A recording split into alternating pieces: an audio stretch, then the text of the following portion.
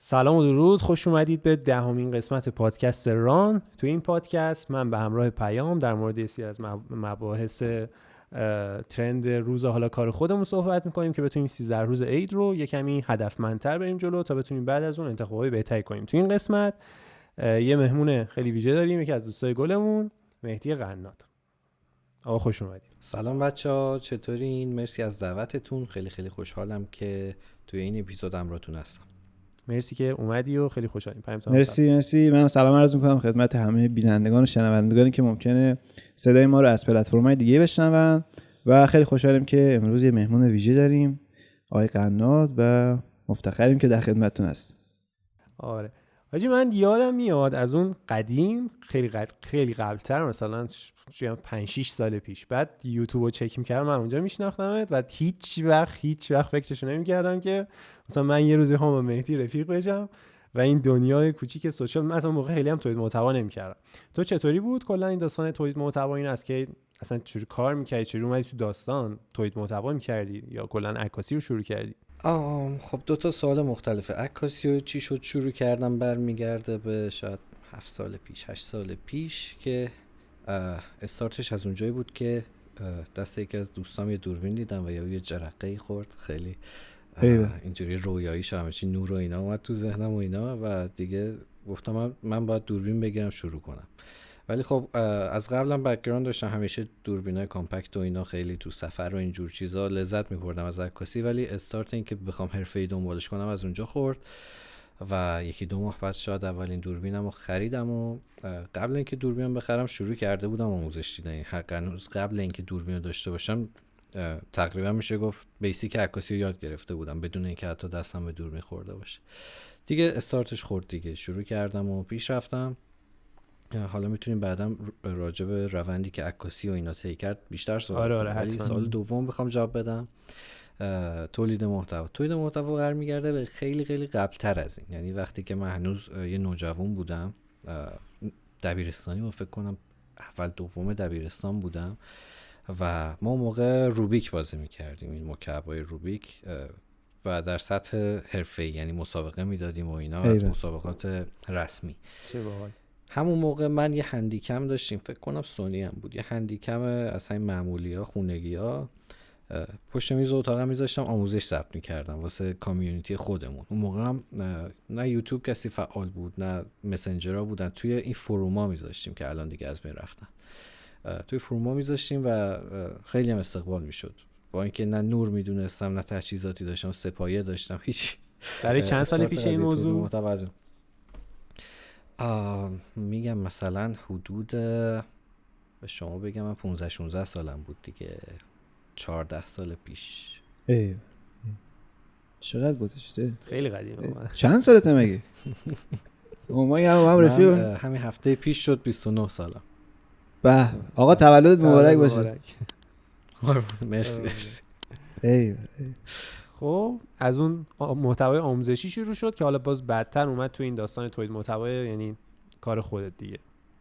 آره دیگه اون موقع اون دیگه ادامه پیدا نکرد که بالاخره مشغول درس شدیم و مشغول زندگی شدیم، ولی استارتش اون موقع بود. بعدش که دیگه فکر میکنم استارت تولید محتوای عکاسی شاید قبل کرونا بود یا همون موقع ها بود، من خیلی یادم نمیمونه که چند سال پیش بود دقیقاً، ولی اون حدودا بود. اون تایم کرونا کلا خیلی تایم با برکتی بود واقعا. یه سری از آدما خیلی‌ها، یعنی من خودم هم شروع از همون داستان کرونا و برکت که حالا واقعا خیلی استفاده کردن و ازش مثلا به یه چیزی واسه خودشون ساختن، یعنی یه داستانی ساختن. آره دیگه برکت کشته رو منظورم نیستش. خب آقا من یه سوال، شاید واکسن برکت نه اسم اونم برکت، راست میگی، نه منظورم برکت تایمی شد. یه سوالی که هستش این که حاجی الان حالا برگردیم به جلو، باز به عقب برمیگردیم دیتیل صحبت می‌کنیم. دبی چه خبره الان؟ همه دارن میان دبی و یه جوری هم هستش که کار درستا، کسایی که مثلا میرن که کار کنن واقعا دارن میرن دبی، یعنی کسی که به فکر عشق و حاله نه، حالا شاید حالا واسه این حرفه مقداری یه سریام مثلا گارد داشته باشن، ولی مثلا بین 2 تا مقصد ترکیه و دبی، اونایی که خیلی مصممن واسه کار کردن میبینن میرن دبی. داستانش چیه چوجان؟ من خیلی شنیدم کلا اینجوری که کسی که لول کارش بالا نباشه دبی فکر نمی‌کنم بتونه کار کنه، یا نه چه جوریه؟ آره این چیزی که پیام گفت کاملا درسته و گفتی که همه دارن میان، واقعا همه دارن میان، فقط شما دوتا از کار درستا نیستین اینجا به نظرم. بقیه اومدن یا دارن میاد البته به جز من. آره دبی خب تا مدت زیادی ایرانی‌ها نمیتونستن بیان اینجا، ولی قبل اینکه ما بیایم شاید 1 سال بود، الان مثلا مجموعاً 3 ساله که اجازه میده دوباره ایرانی‌ها بیان اینجا و اقامت بگیرن، شروع کنن کار کنن و از اونجایی که این اقامت گرفتنه خیلی راحته، خیلی اومدن. خب یعنی حالا اینجوری که گفتیم واقعا اینجا برای کار کردن باید سطح کار بالایی ارائه بدیم، ولی خیلی ها اومدن، یعنی حتی کسایی که تجربه نداشتن، کسایی که کارشون خوب نبوده، تازه کار بودن یا به هر دلیلی اومدن ولی خب دیده نشدن و حالا برگشتن موفق نشدن. خب ما اونهایی رو داریم میبینیم که اینجا فعالن، برای همین خب اون قابلیت ها رو داشتن که تونستن فعال باشن. دلیلی که خیلی اومدن راحتی اومدن به اینجا بود، ولی همونقدر که راحته همونقدر راحت نیست که اینجا بمونی در واقع. و این میگم اومدنش راحته، موندنش سخته. آره دقیقاً اینجا رقابت به شدت بالاست، از همه نشنالیتی ها هستن اینجا و خب هر کی هر جوری میخواد که خودش رو ثابت بکنه، خدمات خیلی خوبی ارائه بده، روی قیمت هم وجود داره این رقابت و این باعث میشه که کار کردن سخت بشه. ایوه خب این کمی قضیه چیز شد، سخت‌تر شد. یا خوبه بدونن مثلا قبل از اینکه برن بدونن چه خبره، چون خیلی ها مثلا راجع به همین کلا هر مسئله‌ای که یه مقداری مثلا ایرانی‌ها دوستش دارن یا کلا محبوب میشه، هر چیزی مثلا نمیدونم درآمد دلاری، نمیدونم همکاری بین‌المللی، خیلی میان زردش میکنن دیگه، سوء استفاده میکنن ازش. و سر همین داستان مهاجرت کاری هم خیلی میان زردش میکنن و رویا فروشی میکنن. اینجا نمیدونم داری ریلز میسازی مثلا 500,000 تومان بیا برو اونجا بساز 20 برابر این پول بگیر و فلان، و این از همش خوشگلیاش و چیزای بزرگشون اینا. آره اتفاقا همین تو ذهن منم بود، خوشگلیاش نشون میده، منم مهدی زشتیای کارم بپرد چیش بده اونجا. مثلا تو به عنوان یه نفری که اونجا داری کار میکنی کجا خورده تو ذوقت، کجا حال نکردی؟ راجب این زرد بودنه که واقعا درسته، بعضی محتوا خیلی شدن بلاگرهای مهاجرت و میان از خوبیای اینجا میگن و واقعا آدم تا وقتی واردش نشه، وارد هر چیزی ها، اصلا منظور حتما کشور نیست، وارد هر مبحثی، وارد هر تخصصی، تا واردش نشی قطعا نمیتونی سختیاشو ببینی. دبی هم همینطوریه، خیلی مزایا داره و یه سری سختی ها هم داره که حالا من راجبش صحبت میکنم دیگه حتما. اولین سختی که اینجا به ذهن من میرسه همیشه اینه که مجوز، شما کیفتو بذاری زمین، دوربینو در بیاری، یه نفر میاد بالا سرت ازت میپرسه مجوز داری یا نه. یعنی توی مالها، توی محوطه هایی که میشه گفت متعلق به یه جایی، مثلا بگم شما بری پای برج خلیفه، خب اونجا محل عمومی هست ولی در واقع خیابون نیست، یعنی بجز خیابون شما هر جای دیگه بخوای دوربین در بیاری باید مجوزش رو بگیری و خیلی جا مجوز نمیدن، خیلی جا سخته، خیلی جا هزینه داره، خیلی جا زمان میبره تا مجوز بدن و لوکیشن پیدا کردن برای کار کردن عکاسی یا تصویر خیلی اینجا چالشه واقعا. و ما همیشه سر کارهایی که حالا آوتدورن این چالش رو داریم که کجا بریم ما ویدیو بگیریم، کجا بریم عکس بگیریم، چون از موبایل بس خارج. حتی میکروفون، یعنی شما با موبایل هم بخواید ویدیو ضبط کنی خیلی جا میکروفون داشته باشی میان ازت مجوز میخوان. چقدر سخت. باز حداقل تو ایرانی که ما فکر می‌کنیم یه مقداری سخت‌تره، خیلی دست آدم بازتره. اینجا این داستانا رو دارم ولی خب شل نه، این شل میگیرم. اونجا مثلا طرف صفر میاد فکر کنم جلوت وای میسه، اینجا بپیچونش زیاده. مثلا خیلی چیز دیگه، مثلا ما یه ویدیو می‌خواستیم برای همین ایفی من بسازیم، مثلا 5 6 تا لوکیشن داشتیم جای مختلف، یه دونهش مثلا باشگاه سوارکاری خصوصی بود. ما اینجوری مثلا رفتیم تو نشستیم مثلا ویدیومون هم گرفتیم، حالا کسی تو کادرمون نبود، صرفا از اون محیط باشگاه می‌خواستیم استفاده کنیم. مثلا اتفاقی نمیافتاد، مثلا چیز خاصی واقعا نمیشه. حالا بماند که دیگه تو خیابون و این چیزا هم راه در رو خیلی داره دیگه. ما مثلا یه بار یه ویدیویی داشتیم چند سال پیش، مثلا یه گروهی داشتیم ویدیو میساختیم و اینا، بعد مثلا رفته بودیم یه ویدیو ساخته بودیم توی چیز بود، توی یکی از این مالای بزرگ مثلا مشهد بود. بعد وسطش مثلا رفتیم رگالا رو دادیم کنار، اون وسط مثلا 2 نفر اومدن دنس زدن مثلا یه سری کار اینجوری، بعد هیچکی نبود مثلا چیزی بگه. اون ویدیو لایف رو داریم میگه. برای هپی لایف داشتیم میساختیم. من خیلی چیز عجیبیه با اینکه مثلا فکر می‌کنی اینجا خیلی گیری، ولی خب اینجا فکر کنم برعکسه. مثلا اونجا ترس اینو داری که آقا اگه طرف اومد خب مجوز و این داستانا برات پیش بیاد. اینجا اگه بخوای راه در رو مجوز اینو نمیاد ازت بگیرن، خیلی هم شده. ترس سرقت داری، کجا دوربین تو در بیاد. در اون طرف این داستانا رو نداره دیگه فکر کنم. آره اینجا دقیقاً برعکس اونجاست، مجوز نمیدن یا سخت گرفتنش، ولی شما کیف دوربینتو بذار وسط مثلا فود کورت، برو 2 ساعت دیگه برگرد، کسی بهش نگاه چپ نکرده، چه برسه که بخواد دست قطع میکنن. من شنیدم من دوزی کنی. نه دیگه از این خبرام نیست. ولی آره اینجا امنیتش واقعا عالیه و هر لوکیشنی شما بری با خیال راحت میتونی هر چیزی همراهت باشه و ترس نداشته باشی که بخوان مثلا سرقتش کنن. تو چیزا چطوره؟ مثلا کامیونیتی خود عربا چطوره؟ اونا مثلا دارن مثلا شخصای ویدیوگرافر رو، حالا مثلا کار بچهای آرتیست دارن یا بیشتر مهاجران که دارن این کارو انجام میدن؟ دارن. من خیلی حقیقتشو بگم دنبال نمیکنم، ولی چند نفرشون رو که دنبال میکنم اتفاقا کاراشون هم خوبه. یعنی حالا نمیتونم بگم که اماراتیان حتما، چون کامیونیتی عرب ها اینجا خیلی وسیع، از هر کشور عرب زبانی که بگی هستن، ولی اتفاقا کارشون خوبه. یعنی با برندهای خیلی بزرگ کار میکنن و به خاطر زبانشون که اینجا بالاخره توی کشور عربی شما بتونی عربی صحبت کنی، کانکشن های بهتری میتونی بزنی و اون مسیره خورده برات راحت تره نسبت به حالا کسی که حتی مهاجره ولی زبانش زبان دوم اینجاست در واقع، ولی کاراشون خیلی خوبه. ایول. خب حالا بیا برگردیم یکم به عقب‌تر. میخوام اینم حالا تایمی که توی ایران بودی کلا خب اولش خیلی داشتی بیشتر عکاسی میکردی، بعد کلا مدل کاری چطوری بود؟ یعنی فریلنس داشتی کار میکردی یا شروعش چطوری بود؟ توی مثلا شرکت بودی، استخدامی بودی، کجا بودی اصلا تهران بود؟ آره. تهران بودی دیگه؟ فقط تهران بودی یا نه مثلا از جای دیگه؟ آره من توی ایران توی تهران کار میکردم، حتی پروژه میخورد میرفتم شاید، ولی خیلی کم پیش میومد. 95% کارم توی تهران بود، ولی فریلنس شروع کردم، برای خودم کار میکردم. اولش هم که خب از به شما بگم کارهای معمولی دیگه، هر کسی از خودش عکس بخواد، دوستا، آشنا، فامیلی، از تو اینستاگرام کسی پیدا کنه و اینا. بعدش رفتم سمت کارهای تبلیغاتی و محصول و اینا که یه استودیو زدیم با 2 نفر از دوستام. استودیو خودمون رو داشتیم برای حدوداً 2 سال. این وسط یعنی در واقع اواخر زمانی که من خودم استودیو داشتم، رفتم به صورت نیمه وقت با یه شرکت تبلیغاتی هم شروع کردم. اونجا استخدام شدم، کار کردم 3 روز در هفته، چون دلم میخواست کارهای خودم رو هم حفظ بکنم.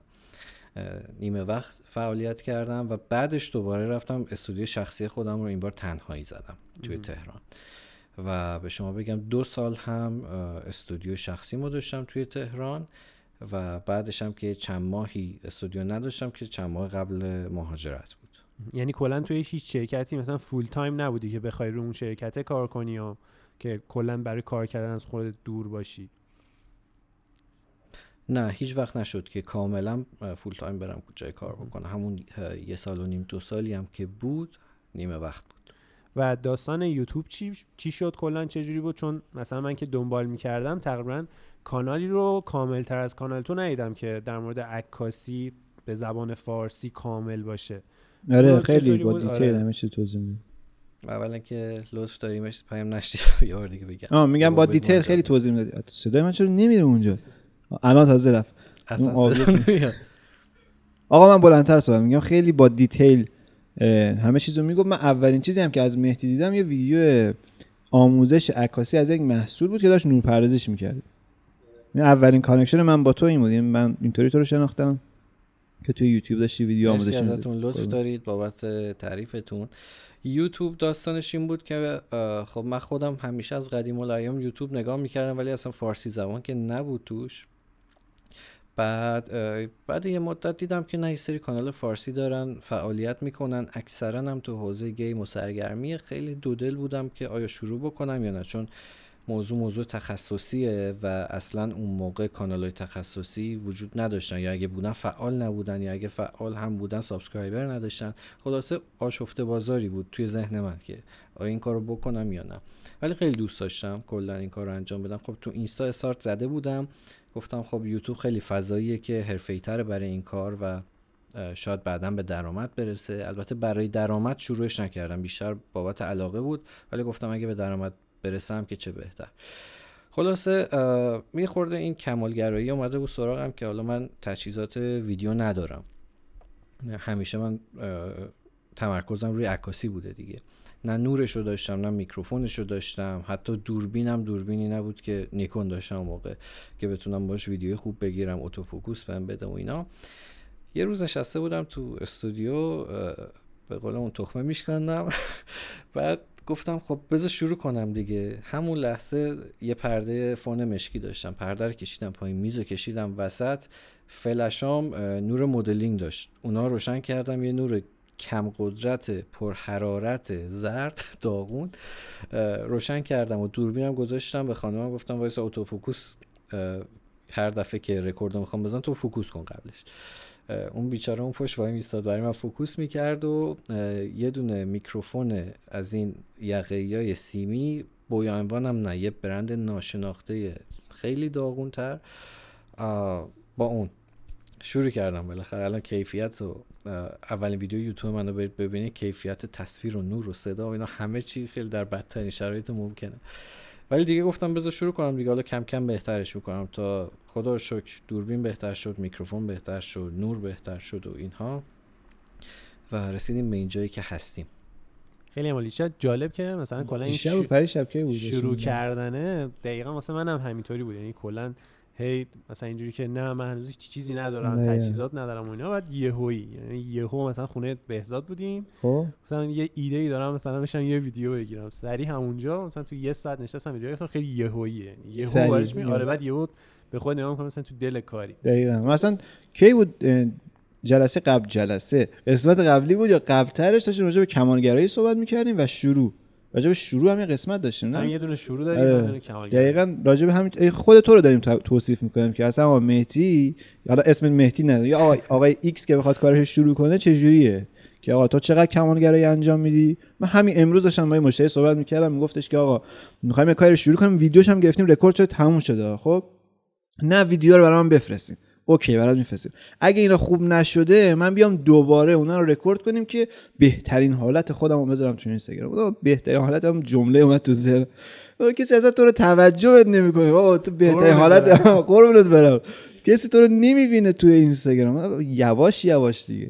دقیقاً همین موضوع هست. بعد اگه دقت کرده باشی حاجی، این داستانه مثلا حالا شروع کردنه واسه ماها هممون هی مثلا استاپ داره. یعنی مثلا تو لول 1 رو میزنی، باز مثلا چند وقت بعد، حالا یه مدتی برای هر کسی متفاوته، بعد یهویی مثلا روی لول 2 باز کمالگرایی گل میکنه. نه من تکراری شدم، حالا باید یه ارتقایی بدم. بعد همین کمالگرایی کوچولو هی باعث میشه یه مثلا یه فصل کار کنی، یه فصل کار نکنی، یعنی باز تولید محتوا منظورم. و مثلا همین آخریش که واسه من بود دقیقاً اینجوری بود که من خیلی تو مثلا حالا یوتیوب و اینا ویدیو میذاشتم، بعد تو اینستاگرام خیلی تولید محتوا نمیکردم. دقیقاً عید پارسال بود، پیام اومده بود مشهد، با هم داشتیم صحبت میکردیم و اینا، بعد دیگه هی من مثلا هی مقاومت میکردم، میگفتم میخواستم مثلا تولید محتوا کنم، بعد من میگفتم بذار یه جور خوبی شروع کنم، مثلا سیس داشته باشه، با کلاس باشه، میگفتم بذار پادکست شروع کنم. بعد پیام گفت قربونت برم که تو نمیدونی پادکست سخته، الان نمیتونی و فلان این حرفا، تا اینکه یهویی چیزو اینستاگرام شروع کردم و بعد خیلی هم باحال بود دیگه. خیلی خفن. ترکونه سجاد جز کسایی یهو نه اونقدر نه واقعا خفن بود کاری که ساخت. خودم برگام ریخته بود دیگه، یه دفعه عجیب غریب منو هول دادا اون تایمی که گفت. حالا شما نفهمید اینجوری میگیم ما خجالت میشیم. حالا این داستان یوتیوب چطوری بود؟ تو ایران به درآمدم رسید یا نه؟ آره من 10 ماه بعد از استارتم به درآمد رسید کانالم. خودم فکر میکردم، گفتم اوکی 1.5 سال تا 2 سال من بدون اینکه اصلا فکر بکنم به درآمدزایی فعالیت میکنم دیگه، بعد 2 سال میرسه دیگه. ولی 10 ماه شد و من واقعا یکی از دستاوردهای خیلی خوبم بود. خیلی خوشحال بودم که بعد 10 ماه، حتی اون 2 ماه هم نگذشت بشه 1 سال، زیر 1 سال به درآمد رسید و دیگه در پوست خودم. چند تا ویدیو ساختی برای این 10 ماه؟ یادم نیست راستشو بهت بگم. حدودی بگو. ولی پرکار الانم بودی. نمیدونم چند تا. آره من قشنگ متعهد بودم به ویدیو گذاشتن، یعنی وقتایی که نمیذاشتم وقتایی بود که به هیچ عنوان نمیتونستم. اونم خیلی کم پیش اومد که من هفته یک بار رو حداقل نذارم. بعد یه مدت هم کردمش هفته 2 بار و اون خیلی کمک کرد. یعنی حالا پیشنهادم به کسایی که اول راهن اینه که تعداد محتوا رو ببرید بالا. برای پیشرفت اول کار خیلی مهمه که تعداد بالاتر بذاری. کیفیت بالاخره خودش رشد میکنه. شما حالا پول جمع میکنی یه دوربین میخری، یا اینکه اصلا تجربتون میره بالاتر، کیفیت کار، کیفیت ادیتتون میره بالا، کیفیت ارائهتون، صحبت کردنتون میره بالا.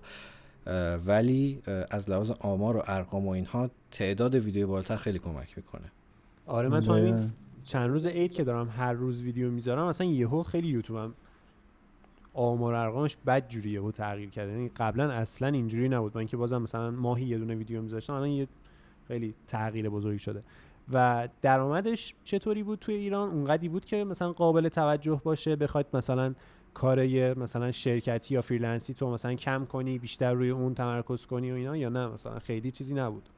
چون میدونی یه مسئله که هست اینه که مثلا کلا حالا ما یه بحثی همیشه با پیام داریم که کلا کانال‌های تخصصی، حالا مخصوصا تو کار خودمون، چون بیشتر حالا ویدیوگرافر و عکاسا اینا تولید محتوا می‌کنن، مثلا خیلی ندارم گرافیستی یا مثلا مدل سازی کسی بیاد مثلا تولید محتوا کنه. کلا اینجوریم که اینا خیلی حیف میشن دیگه، چون اینا زمانی رو دارن میذارن که همون کسی که داره گیم بازی میکنه یا مثلا ویدیو فان داره میسازه همون کار دارن میکنه، همونقدر زمان میذارن، حتی با زحمتی بیشتر. ولی خب اون درآمد واقعی یوتیوب که قراره مثلا زندگی رو تکونی بده رو در نمیارن. 1/10 هم نیست. و این خیلی تو کلا عقیدت چطوریه؟ به نظرت میرسه کانال متخصصی که مثلا به اندازه یه دونه کسی که مثلا داره گیم بازی میکنه اونها ویدیو فان میسازه برسه یا نه؟ چون این داستان توی مثلا خارج از ایران هست، کسی هست که واقعا داره مثلا ویدیوگرافی بالا آموزش میده و درآمدش واقعا از یوتیوب خیلی بالاست، ولی تو ایران من ندیدم کسی رو. خاطر زبونمون. آره دقیقاً همینطوری. یه نکته مثبتی که وجود داره اینه که به خاطر حالا متاسفانه در واقع نمیدونم بگم خوشبختانه متاسفانه، به خاطر اختلاف قیمت دلار با ریال ایران این میتونه اتفاق خوبی باشه که مثلا اگر تعداد ویو یکسان حساب بکنید تو آمریکا، شاید کسی با این تعداد ویو درآمد اصلا براش هیچی نباشه، ولی تو ایران با همین تعداد ویو با یک درآمد یکسان مثلا طرفتون زندگیش هم بچرخونه. خب این یه نکته مثبته که از دل اتفاق بد میاد، حالا باش کاری نداریم.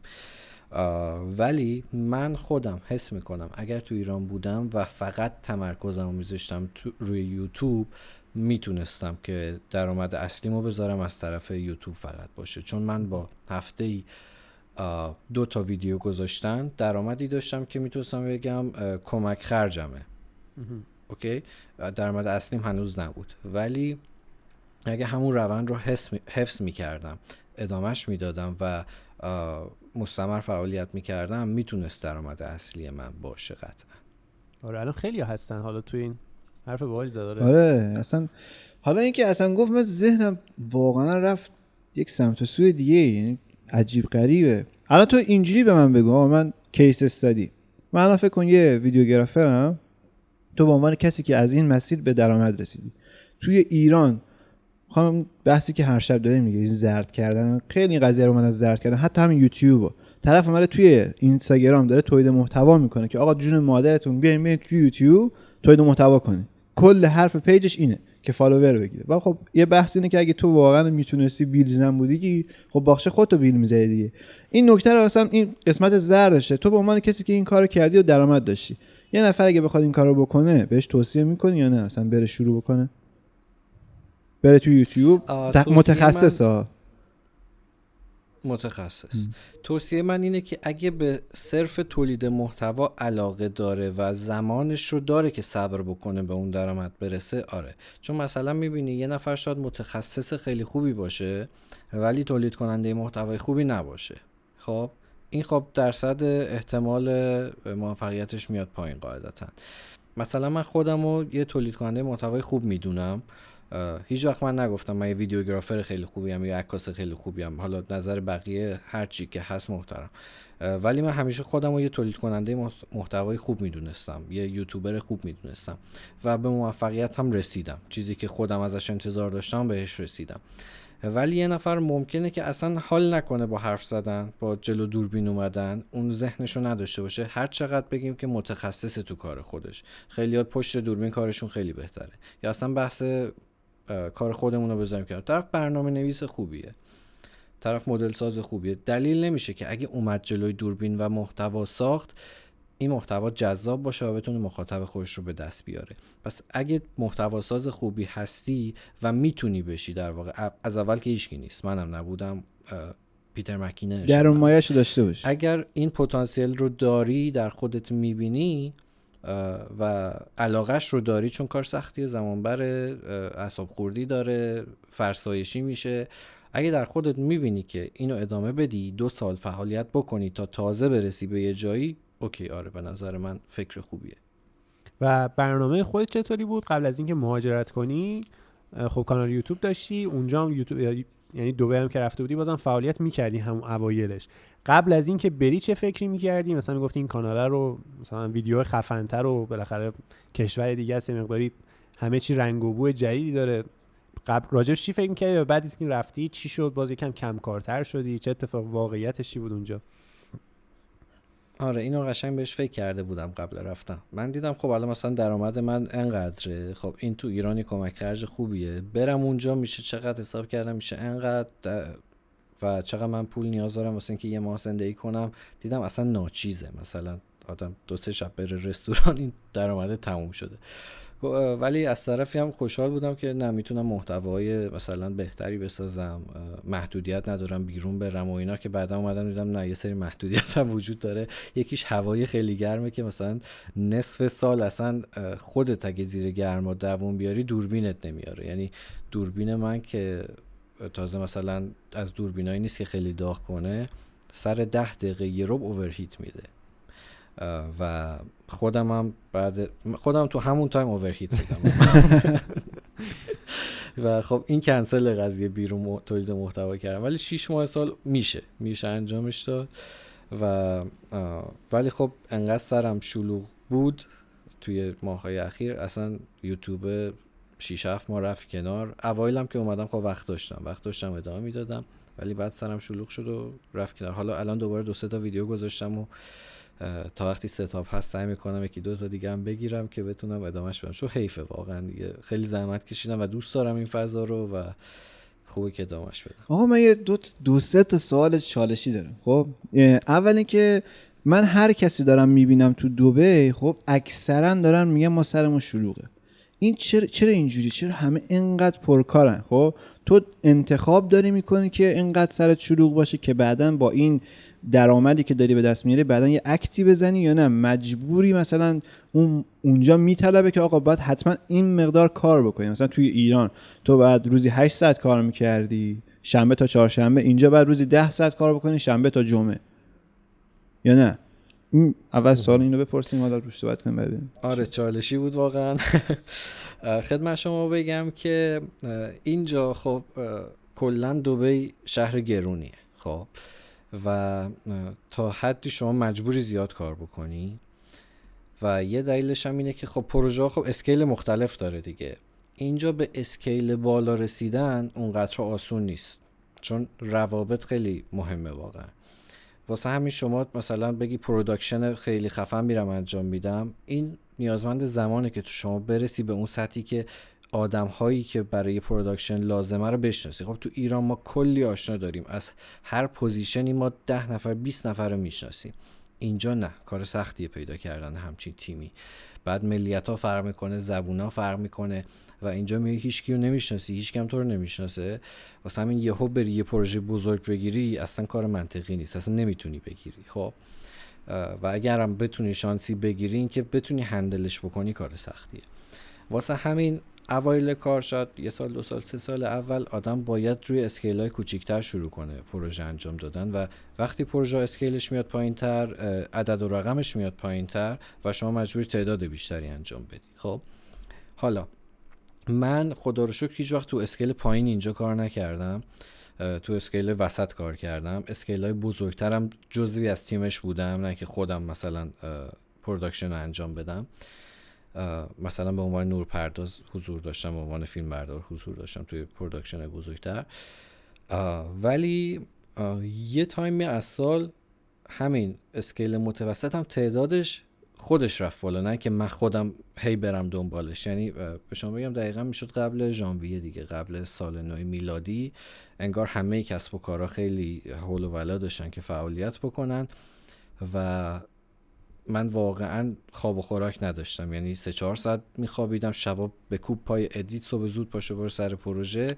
و اون تایمی بود که مثلا به شما بگم 2-3 ماه قبل ژانویه من پرکارترین تایمم بود و اینجا عموما میشه گفت برای همه همینطوریه دیگه. مثلا تابستون خیلی سرشون خلوت اکثرا، باز مثلا ماه رمضان خلوته، ولی قبل ژانویه همگی خیلی شلوغ میشه سرشون.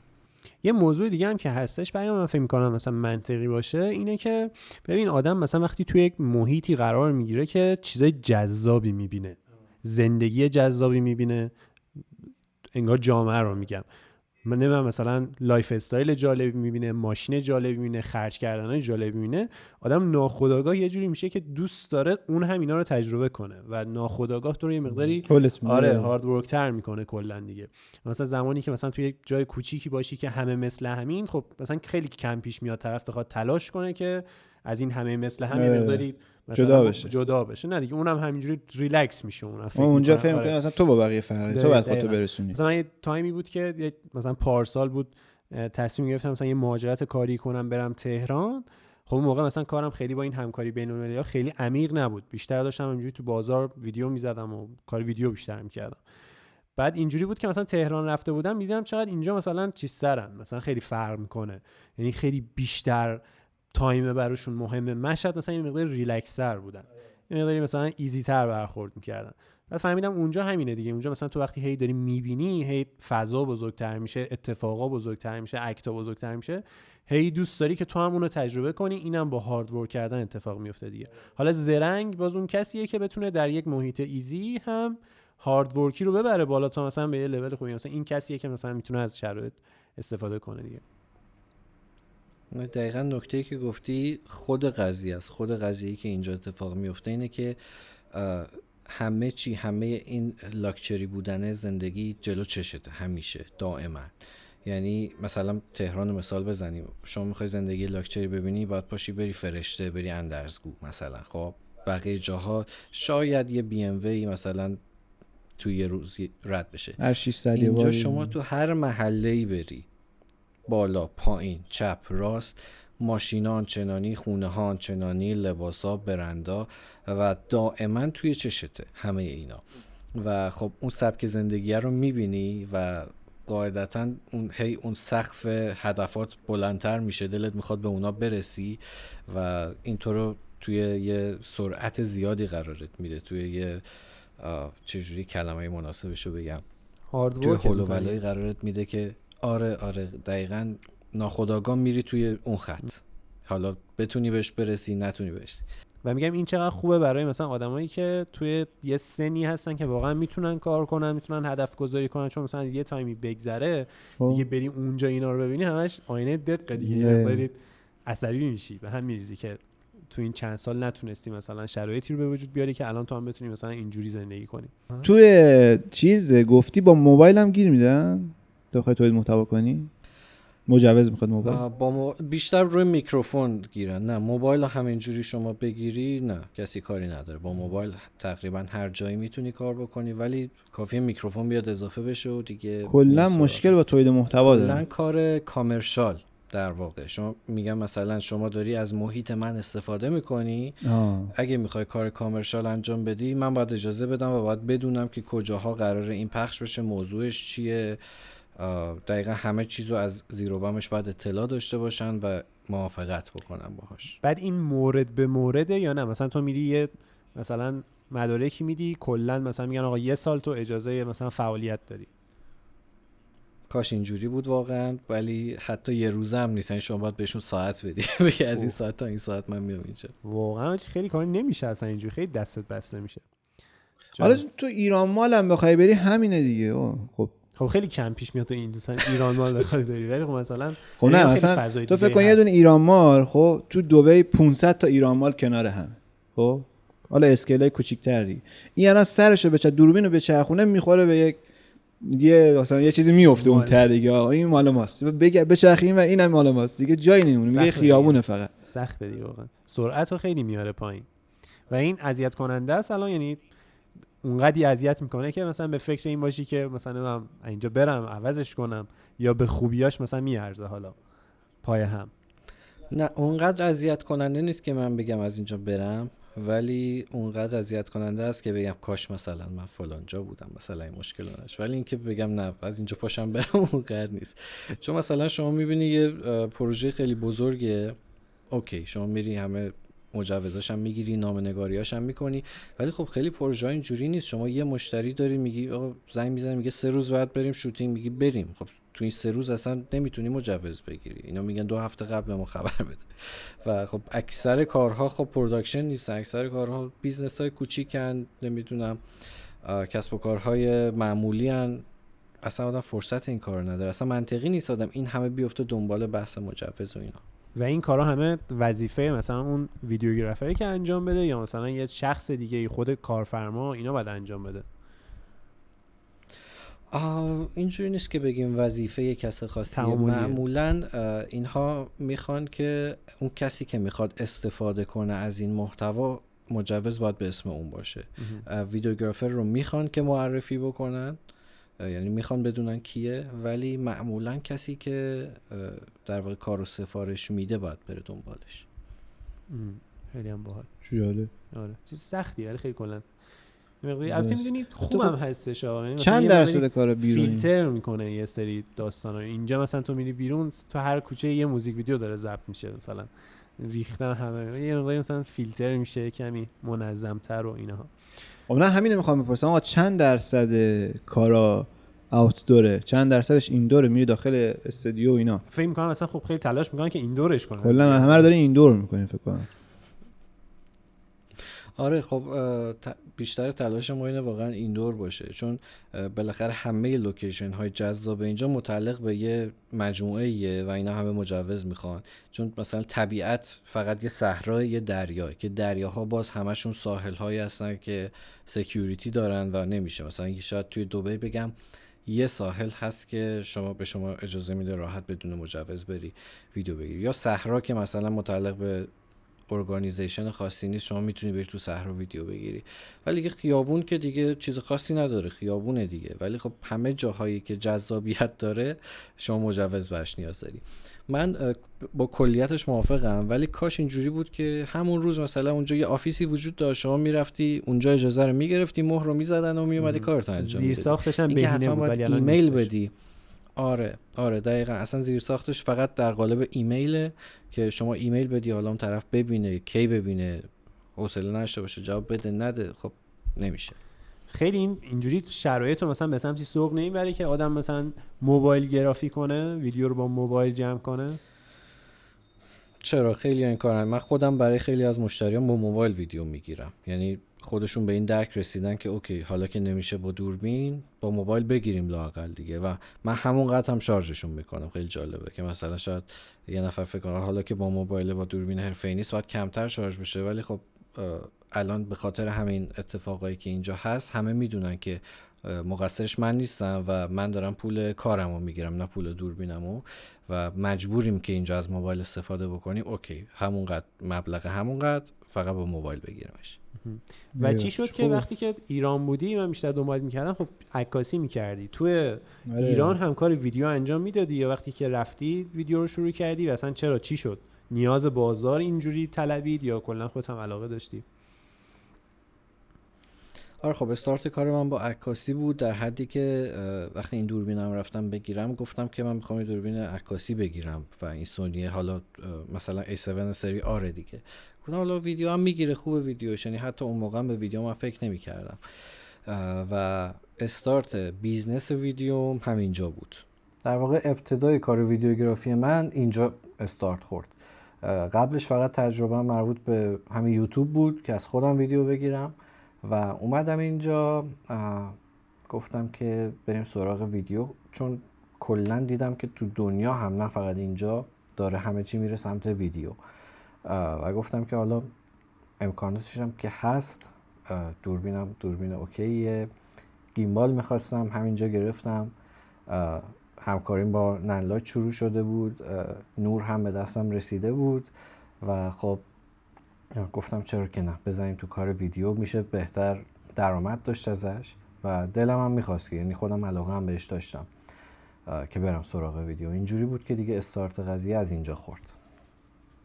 و اینکه توی دبی وارد شدی، اول داشتی کارهای عکاسی ریل استیت انجام میدادی، یعنی مثلا بازار کار اون باز اونو میطلبید یا چیز دیگه نبود یا خودت میخواستی، چطوری بود؟ و این کارو، این کلا این داستانو توی ایران هم انجام داده بودی یا اونجا یهویی پیش اومد؟ عکاسی ریل استیت رو تو ایران شاید 1-2 بار انجام داده بودم، اونم خیلی معمولی، چون اصلا لنز واید مثلا 16 میلیمتر اینا نداشتم تو ایران و خب لنز کمترین لنزی که داشتم فکر کنم 24 بود توی ایران و کافی نبود قاعدتا برای ریل استیت. اومدم اینجا، یکی از چیزایی هم که خریدم همین لنز 16 بود که 16-28 بود که برای این کار گرفتم اصلا. با خودم گفتم که اینجا بازار ریل استیتش خیلی داغه، حتما بحث عکاسی ویدیوگرافیش هم باید خوب باشه، که اینجوری شد رفتم سراغش. ولی اونجوری که فکر میکردم نبود. بازارش داغ هست ولی خیلی رو بحث موبایل میچرخه، چون که اینجا بحث ریل استیت بیشتر توی پروژه های در واقع آف پلنه به قول اینجایا، پروژه هایی که 2-3 سال دیگه تازه ساخته میشه و خب چیزی نیست که شما بری ازش عکس و فیلم بگیری. ولی بازار مثلا دست دوم که سکندری بهش میگن هم هست، ولی اونقدرها توی محتوای حرفه‌ای نمیرن معمولا. ولی من تونستم حالا یکی از این زیر شاخه‌هاشو پیدا کنم، یه راهی توش باز کنم، چند تا مشتری ثابت توش پیدا بکنم و هنوزم دارم انجامش میدم. یعنی استارت کارم با اون بود، الانم دارم انجامش میدم، ولی خب هرچی گذشت مشتری از صنفای دیگه هم پیدا کرد. آقا من خیلی مثلا ویدیوهای خفنی دارم میبینم همین ریل استیت ها توی دبی، ترکیه، اینجور چیزا داره میاد بیرون و خیلی روش مانور میدن. یکی ریل استیت، یکی هم چیز بحث این الان ترنده کرایه ماشین. حالا توی چیز، حالا اون کرایه ماشین که کلا مثلا خیلی چیز آرتی براش نمیزنن، آرت نمیزنن، آره ولی خب بیشتر ویدیوگرافی با موبایله. آره ولی اون طرف مثلا خب نه، ریل استیت هم اگه دقت کنی مثلا توی ایران که کلا ریل استیت اونقدر ما نداریم، مگر این کلا مثلا کسایی که معمارن و خودشون یه چیزی میسازن. توی دبی اونا چیزایی که من دیدم یا خیلی خوبه یا خیلی بده، یعنی یا خیلی مثلا همینجوری بیزینسی و ساده است، یا اینکه خیلی مثلا های کوالیتی و همه چی الاین و مرتب و تخصصی. بخوام اینو بحث رو مرتبش کنم، اون خیلی خوبه میشه همون بیگ پروداکشنی که تو میگی دیگه، اون ته ارتباطه و ایناست، درسته؟ آره بذارین توضیح بدم کامل. ببینید تو ایران مثلا ساخت و ساز به چه صورته؟ هر کسی میتونه بیاد یه زمینی رو بخره، یه ساختمون توش بسازه. خب حالا اون کس بخواد بیاد از مراحل ساختش مستند بسازه، بعد ساخت، قبل ساخت، هر محتوایی که براش هست، خیلی این کار نمیکنن. اینجا چه جوریه؟ یه سری دیولپر ما داریم، شرکت های معروف مثل اعمار که مثلا برج خلیفه رو ساخته، مثل نخیل که مثلا نخل جمیرا رو ساخته.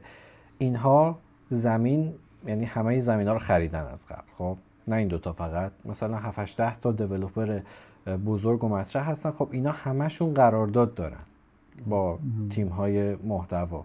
خیلی ها مثلا قراردادشون با کسایی که خارج از اینجا کار میکنن، مثلا با شرکت اروپایی قرارداد دارن، با شرکت آمریکایی قرارداد دارن. بنابراین که یه نفر بیاد اینجا بره پروژه از این شرکت ها بگیره غیر ممکنه. مثلا از کیا ما میتونیم اینجا پروژه بگیریم؟ از کسایی که با اینا کار میکنن، کمپانی‌های ریل استیتی که میان برای اینا خونه ها رو میفروشن، ما هم با اونا میتونم کار بکنم. و کسایی که مثل ایر بی ام بی میان خونه ها رو به صورت کوتاه مدت به مسافر اجاره میدن، میخوان که توی اینستاگرامشون، تو وبسایتشون عکس خونه ها رو بذارن، ویدیو بذارن. در واقع ما با پروداکشن اینجا سرکار نداریم، چون همه کانترکت ها از قبل بسته شده، مثلا 10 ساله 15 ساله، و ما بیشتر اینجا با کمپانی‌های ریل استیت در ارتباطیم. یه چیزی هم که نوشتم حالا راجع به هدفته، که کلا برنامه تو هدف چیه تو دبی؟ یعنی اصلا خودت حالا دبی اصلا بذاریم کنار، خود به عنوان یه ویدیوگرافر یا مثلا عکاس یا تولید کننده محتوا چه پلنی داری؟ حالا چون نزدیک به همیم تقریبا، یعنی ما هم مثل تو پروژه میزنیم، هم حالا یه سری همکاری بین‌المللی داریم که با این برندا داریم انجام میدیم. فکر می‌کنی چیکار باید بکنیم؟ چه داستانی درسته؟ چون حالا این داستان همکاری بین‌المللی هم یه چیزیه داره خیلی باز جدیداً ترند و زرد میشه و متاسفانه چون ایرانی‌ها خیلی آدمایین که چیز رایگان و اینا خیلی دوست دارن، از اون حالت ارزش واقعی خودش که توی دنیا داره اتفاق میفته داره خارج به سمت یه مسیری که فقط مثلا یه کالای رایگان بگیر و یه کاری براش انجام بده، چیزی که اصلا توی دنیا خیلی اینجوری نیستش. یعنی ارزش این کار به مبلغش و اینا کامل حفظ میشه و علاوه بر سازنده بودنش تو در واقع اون رسانه برای پخشش هم هستی دیگه. یعنی اون تمام اعتباری که گذاشتی رو داری خرج این مثلا برنده بالاخره اینفلوئنسری دیگه، تاثیرگذاری. هدف و برنامه. خب حالا این 2 تا سوال شد دیگه. من اول برم سراغ هدف و برنامه. من تا زمانی که اینجام، حالا الان هیچ برنامه‌ای ندارم که تا کی بخوام اینجا بمونم، بخوام جای دیگه‌ای برم. تا زمانی که اینجام دلم میخواد به سمتی حرکت بکنم که از یه نفر خارج بشم و به تیم برسم و برم سمت همون پروداکشن ها و کارهای بزرگتر. چون به نظر من هنر واقعی و ارزش واقعی رو میشه در قالب یک تیم خلق کرد تا اینکه یه نفر باشه بخواد همه کارا رو خودش انجام بده. با اینکه من به شاخه‌های مختلف علاقه دارم، دوست دارم تصویر بگیرم، دوست دارم نورپردازی کنم، دوست دارم سناریو بنویسم، ولی قاعدتا منطقیش رو نگاه بکنیم یه نفر بهتره که تمرکزش رو بذاره روی یک شاخه تخصصی خودش و به اون برسه. یعنی من خیلی دلم میخواد جزوی از یک تیمی باشم. اگه اون تیم مال من نباشه، دوست دارم جزوی یک تیمی باشم که کار تخصصی خودم رو به بهترین نحو انجام بدم، روش تمرکز بذارم و دلم میخواد اینجا به اون دایره ای از افراد و تیم برسم که بتونم یک پروژه بزرگ رو بگیرم، هندلش بکنم، خودم جزوی ازش باشم، اون تیم رو تشکیل بدم و یک خروجی در سطح بین‌المللی بهش برسم. حالا توی ایران ما دلمون می‌خواست با برندهای بزرگ همکاری بکنیم، خیلی همون این کار رو انجام دادیم. اینجا خب برندها به مراتب بزرگترن، به مراتب شناخته شده ترن، کار سخت‌تره ولی خب شدنیه. من هدفم اینه که به اون نقطه برسم. در مورد همکاری پرسیدی، آره این اتفاقی که گفتی داره میفته متاسفانه.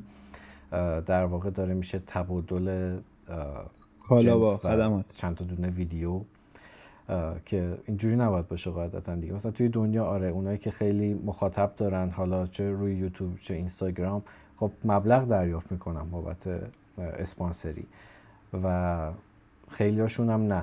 حتی اینجوری نیست که بگیم یه محصولی گرفتن یه ویدیویی دادن، میان شأن قضیه رو حفظ میکنن، میگن که آقا من این دوربین رو، این لنز رو از سونی گرفتم و قراره پسش بدم و میخوام که نظر کارشناسی و تخصصیم رو اعلام بکنم. این به نظر من خیلی قشنگتره تا اینکه تو بگی آقا من اینو مجانی گرفتم میخوام 2 تا ویدیو فقط واسش بسازم.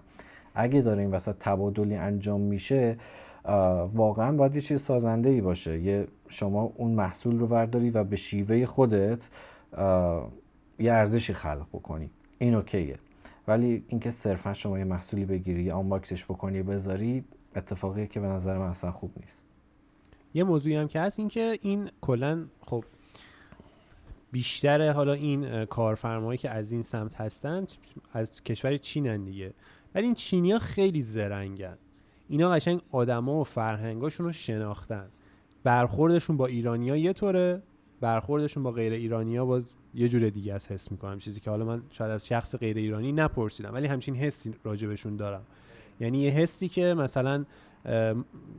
مثلا یه کمی پایین‌تر می‌بینن اینا رو دیگه. یعنی ما میگیم تو چی کار کن و حس می‌کنم مثلا یه جوری باید اینو، و مثلا داستان تکی هم نیست، چون اینجا اینجوریه که تو اگه بیای بگی آقا من نمیخوام این کارو کنم، من مثلا روش خودمو دارم، نمیخوای نخوام مثلا یکی دیگر میذارم، چون کسی مثلا تو اون مسیری که تو ذهن تو مثلا میخوای انجام بدی پات نیست، هم پات نیست که مثلا اونم همون کارو کنه، یه استانداردی رو پیش بگیری بری جلو. همیشه یه عده‌ای هستن که بخوام این قضیه سوء استفاده کنن. آره دیگه، او فلان چیز که دیگه حالا وقتشه. هیچ جورم اصلا نمیدونم، مثلا خیلی برای من تو ذهنم اینجوریه که اصلا هیچ جوره جلوش رو نمیشه گرفت کلا.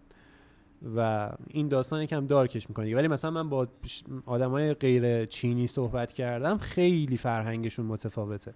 حالا خودت هم قطعا تجربهش رو داشتی، یعنی اصلا زمین تا آسمون متفاوتن و دقیقاً همین برخوردی میکنن که مهدی داره ازش صحبت میکنه، چون اونا دقیقاً همه رو مثلا به یه چشم میبینن، خیلی مثلا تو رو پایین‌تر، مثلا اون شخصی که توی مثلا سوئد یا آلمان رو بالاتر نمیبینن. آخه من این فکر می‌کنم طبیعی باشه، چون اصلا توی حوزه ویدیوسازی خودمون توی ایران همیشه هستن کسایی که فرصت طلبن و به هر طریقی طرف میخواد فقط کانتنت بسازه، به هر طریقی فقط میخواد پروژه با کمترین قیمت میخواد پروژه رو بگیره. بازار خرابکار بود دیگه اسمش، درست هم هستن، خیلی جا هستش دیگه، فکر می‌کنم اجتناب ناپذیره. آره و هیچ کارش هم فکر نمی‌کنم بشه کرد. به نظرت روشی میرسه که بشه این داستان درست بشه؟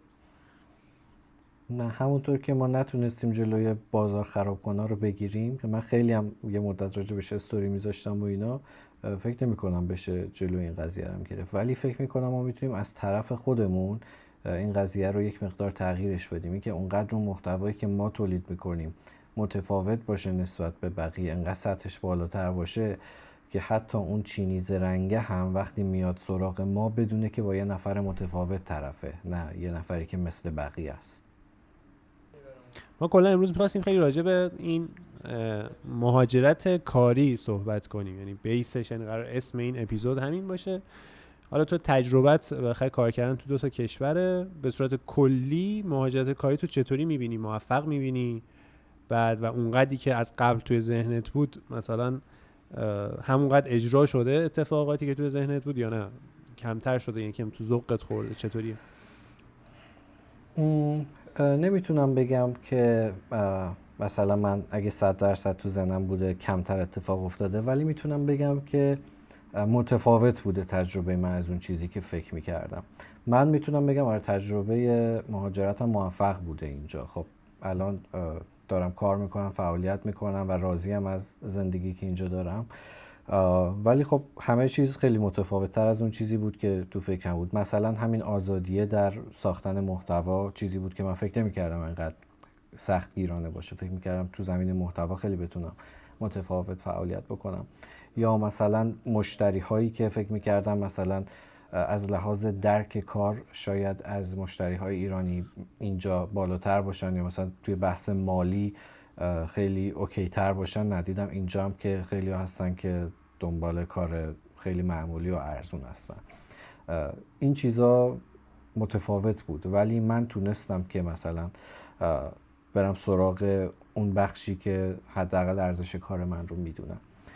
یا یه تفاوتی که وجود داره، حالا راجع به تفاوت‌ها صحبت کردیم، اینه که اینجا خیلی رک و راستره همه چی راجع به قیمت و اینجور چیزا. مثلا تو ایران ممکنه صحبت کردن راجع به قیمت و اینا میخورده آسون نباشه، بره تو لفافه، حالا مثلا با ما کنار بیاین و اینا. اینجا خیلی مستقیم میگم اون قیمت این کار چقدره، شما میگی انقدره، میگه زیاده من کمتر میخوام، من انقدر حاضرم بدم، اوکی، میگی نه، میگی خداحافظ شما یا میگی آره مثلا انقدر، یه چونه‌ای میزنی تموم میشه میره. وارد اون بازیه نمیشه که با تعارف و نمیدونم اینجور چیزا، خیلی همه چی مستقیمه. من میگم حالا بچه‌ای هم تو این کار هستن اینجوریان که نمیپرسن که یاد بگیرن که چطوری برخورد کنن و اصلا برخورد حرفه‌ای نمیبینن که بخوان یاد بگیرن و همیشه حالا تو این ماجرا یه پولی خورده میشه، یه ارتباطی قطع میشه، همیشه اینجوری میشه. حالا این که میگه مهدی مثلا اونجا خیلی ارتباط روکه، مثلا خیلی کار کردن و لذت بخش‌تر میکنه. آره اون اصلا ما با همین مشکل داریم دیگه اینجا. حالا همین چیزی که من گفتم، مثلا طرف میاد میگه که من میگم آقا کارم X تومنه، خب منطقیش همین چیزی که مهدی گفت. اون طرف میگه یا برای من زیاده نمیتونم پولشو بدم، یا الان ندارم، یا در حد و اندازه ما با هم دیگه یکی نیست بخوایم با هم کار کنیم، یا هر چیزی. اینجا میدی به هر طریقی طرف مقابل میخواد از تو یه بهره‌ای ببره، خب یه چیزی کم کن جون مادرت فلان، از این داستانا. از این طرفم طرفی که میخواد کارو بگیره به هر طریقی میخواد کارو یارو رو بگیره. این اصلا اونجوری نیستش که آقا من شاید این به دردم نخوره. یک نکته ما داشتیم با سجاد همیشه صحبت میکردیم، خب اینو من از کی زمانی که شروع کردم کارمو منم 4 تا پارامتر گذاشتم، گفتم آقا طرف اگه این 4 تا رو هر کدومشو داشت من اوکی ام باش کار کنم، اگر هر کدوم از یه دونه‌ش هم باشه کافیه. این فکر کنم مشکل بزرگیه که تو معیار برای پروژه گرفتن نداشته باشی. مثلا من گفتم آقا یا پولش خیلی خوبه، خب، یا یه تجربه‌ای برای من میشه، یا من یه چیزی یاد میگیرم، یا طرف مقابلم مثلا هیچ کدوم از اینا نیستش دیگه، یا طرف مقابلم کسی که من خیلی براش ارزش قائلم، خب یه حالی میخوام بهش بدم. وقتی هیچ کدوم از اینا نیست، نه تو پول داری، نه کارت نمونه کار میشه برای من، نه من چیزی یاد میگیرم، نه برام آدم مهمی هستی، تو حال نمیکنم باهات، قانون جنگل آقا چه بعد چی باید کار کنم. و حالا اینا که میگه همه باید یه سقفی هم داشته باشه دیگه. بعضی هم این سقف رو ندارن، یعنی مثلا طرف میگه برام کار بزنم تا نمونه کار بشه، تا چقدر 20 سال نمونه کار نمونه کار بشه، نمونه کار تموم نمیشه و این همیشه همین رقما رو همین عددا میمونه. دقیقاً. آره مبلغا باید سقف داشته باشه دیگه. آره همش باید سقف داشته باشه. مثلا یعنی داستانی که هست. حالا آموزش چجوری میشه سقف داشته باشه؟ آموزش چی؟ آموزش تجربه بشه، آموزش ببینم. ببین مثلا ما هم که من خودم هم که آموزش ندیدم دیگه. من با اینکه مثلا توی دانشگاه خب کاردانی رو مثلا تبلیغات میخوندم، یه سری از این مباحث برای حالا مثلا داستانای مالی بود توش، ولی من یه آموزش اونجوری دیده بودم خیلی کم. ولی بازار کلا خیلی متفاوته با اون چیزی که تو تئوری میخونی دیگه. و مثلا 2 بار خودم سرم خورد به سنگ، سریع متوجه داستان شدم، اسمارت بودم، فهمیدم چی به چیه. همیشه هی توی گودش نرفتم دیگه. آقا میگم توی دبی خب اگه یه نفر بخواد توی همین حوزه کاری خودمون ویدیو یا هر چیز این شکلی بخواد وارد بشه، آموزش ببینه، چه حالا آموزش آکادمیک، چه فنی حرفه‌ای، مثلا بره مثلا یه 6 ماه وقت بذاره یاد بگیره، یا اینکه نه بره کلا دانشگاه درسشو بخونه، هست همچین چیزی؟ خب ببین از لحاظ آکادمیک خب اینجا خیلی غنی از لحاظ دانشگاه، یعنی فقط دانشگاه‌های لوکال نیستن که اینجا هستن، دانشگاه آمریکایی هست، دانشگاه کانادایی هست، همه کشورها اینجا سیستم آموزشی دارن، نه که سیستم آموزشی خودشون آورده باشن، تلفیقی که در واقع این استانداردهای سیستم آموزشی اینجا هم رعایت شده باشه. من خودم اینجا نه تجربه‌ای داشتم توی آموزش دیدن، نه کسی رو میشناسم که اینجا دانشگاه رفته باشه توی این حوزه، ولی میدونم که به صورت کلی اینجا دانشگاه‌های بسیار خوبی داره. اما از لحاظ آموزشگاه بخوایم بگیم، حس میکنم که اینجا حتی نسبت به ایران یه خورده پایین‌تر اوضاعش. توی ایران ما مدرس‌های خیلی خوبی داریم، آموزشگاه‌های خیلی خوبی داریم. اینجا خیلی کورس‌های آنلاین بیشتر مطرحه که حالا مثلا چیزایی هست که از همه جای دنیا قابل دسترسه.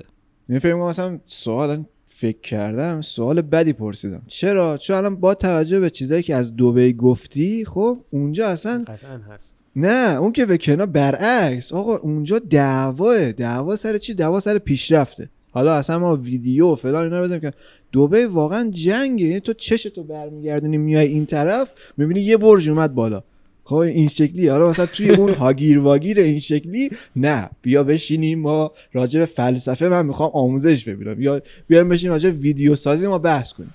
آقا مدیوم شات چیه؟ مدیوم شات آقا مدیوم شات به درد من. فکر کنم مثلا من خودم مثلا جای سازنده مدیوم شات چه جمع کن پسر جان، بیا اینجا میتونین نمایی که مثلا یه نمای خوبه تو این کاری که من ساختم در بیار، میتونی ویدیو بسازی من بفروشم. واقعا براش مهم نیست، اینجا هم براش مهم نیست طرف. تو بیا بگو آقا من 30 سال مثلا نشستم تمام کتاب تاریخ سینما ایران خوندم، یه نمای خوب میتونی بگیری یا نه؟ آره واقعا اینجوریه دیگه، همه جای دنیا همینه به نظرم. اگه بتونی کار خوب تحویل بدی اصلا کاری ندارن که پیشینت چی بوده، چی خوندی، کجا آموزش دیدی، اینجا هم فرقی نمیکنه.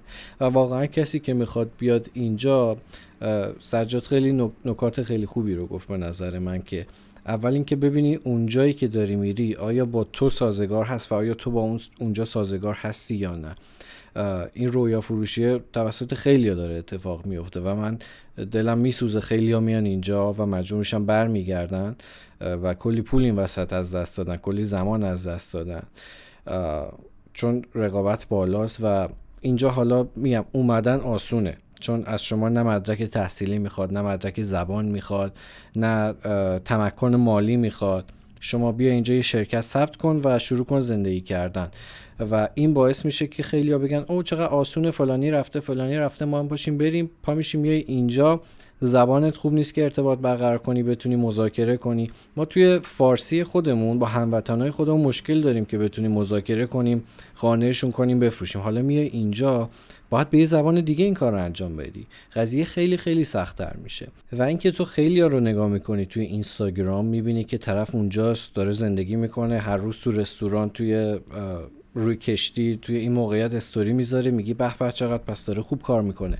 ولی ما تو زندگی بقیه نیستیم. شاید طرف با یه سرمایه خیلی بزرگی اومده اینجا، ما با یه سرمایه کوچیکی اومدیم. شاید طرف یک منبع درآمد نامحدودی داره از ایران، اصلا بچه پول داره، راحت صحبت کنیم. طرف بچه پول داره استوری میذاره، بعد استوری با دوربین هم میذاره، تو فکر میکنی داره از طریق عکاسی و فیلمبرداری این پولا رو در میاره، در صورتی که اینطوری نیست. بنابراین هر کسی جای خودشه واقعا و هوشمندانه باید این مهاجرت رو انجام بدی. پیام میگه یه چیزی مهدی دیده که داره میگه اینا رو، یه چیز. آره واقعا دیدم واقعا دیدم و میبینم. مثلا تو میبینی یه نفر واقعا هیچ کار خاصی انجام نمیده، بلد نیست، یعنی مثلا هیچ سطح خاصی رو ارائه نمیده، اومده اینجا فلان ماشین رو سوار میشه، همش این رستوران اون رستورانه، فردا میره سفر خارج میره. خب از کجا داریم میره؟ ما که اینجاییم داریم میبینیم چه پولایی داره جابجا میشه، میدونیم سطح پروژه ها چقدر، میدونم تو این کاری که انجام دادی گذاشتی تو پیجه چقدر بابتش پول گرفتی. حالا دقیقش رو نمیدونم ولی میدونم تو چه رنجی بابتش پول گرفتی، چون من اینجا دارم زندگی میکنم.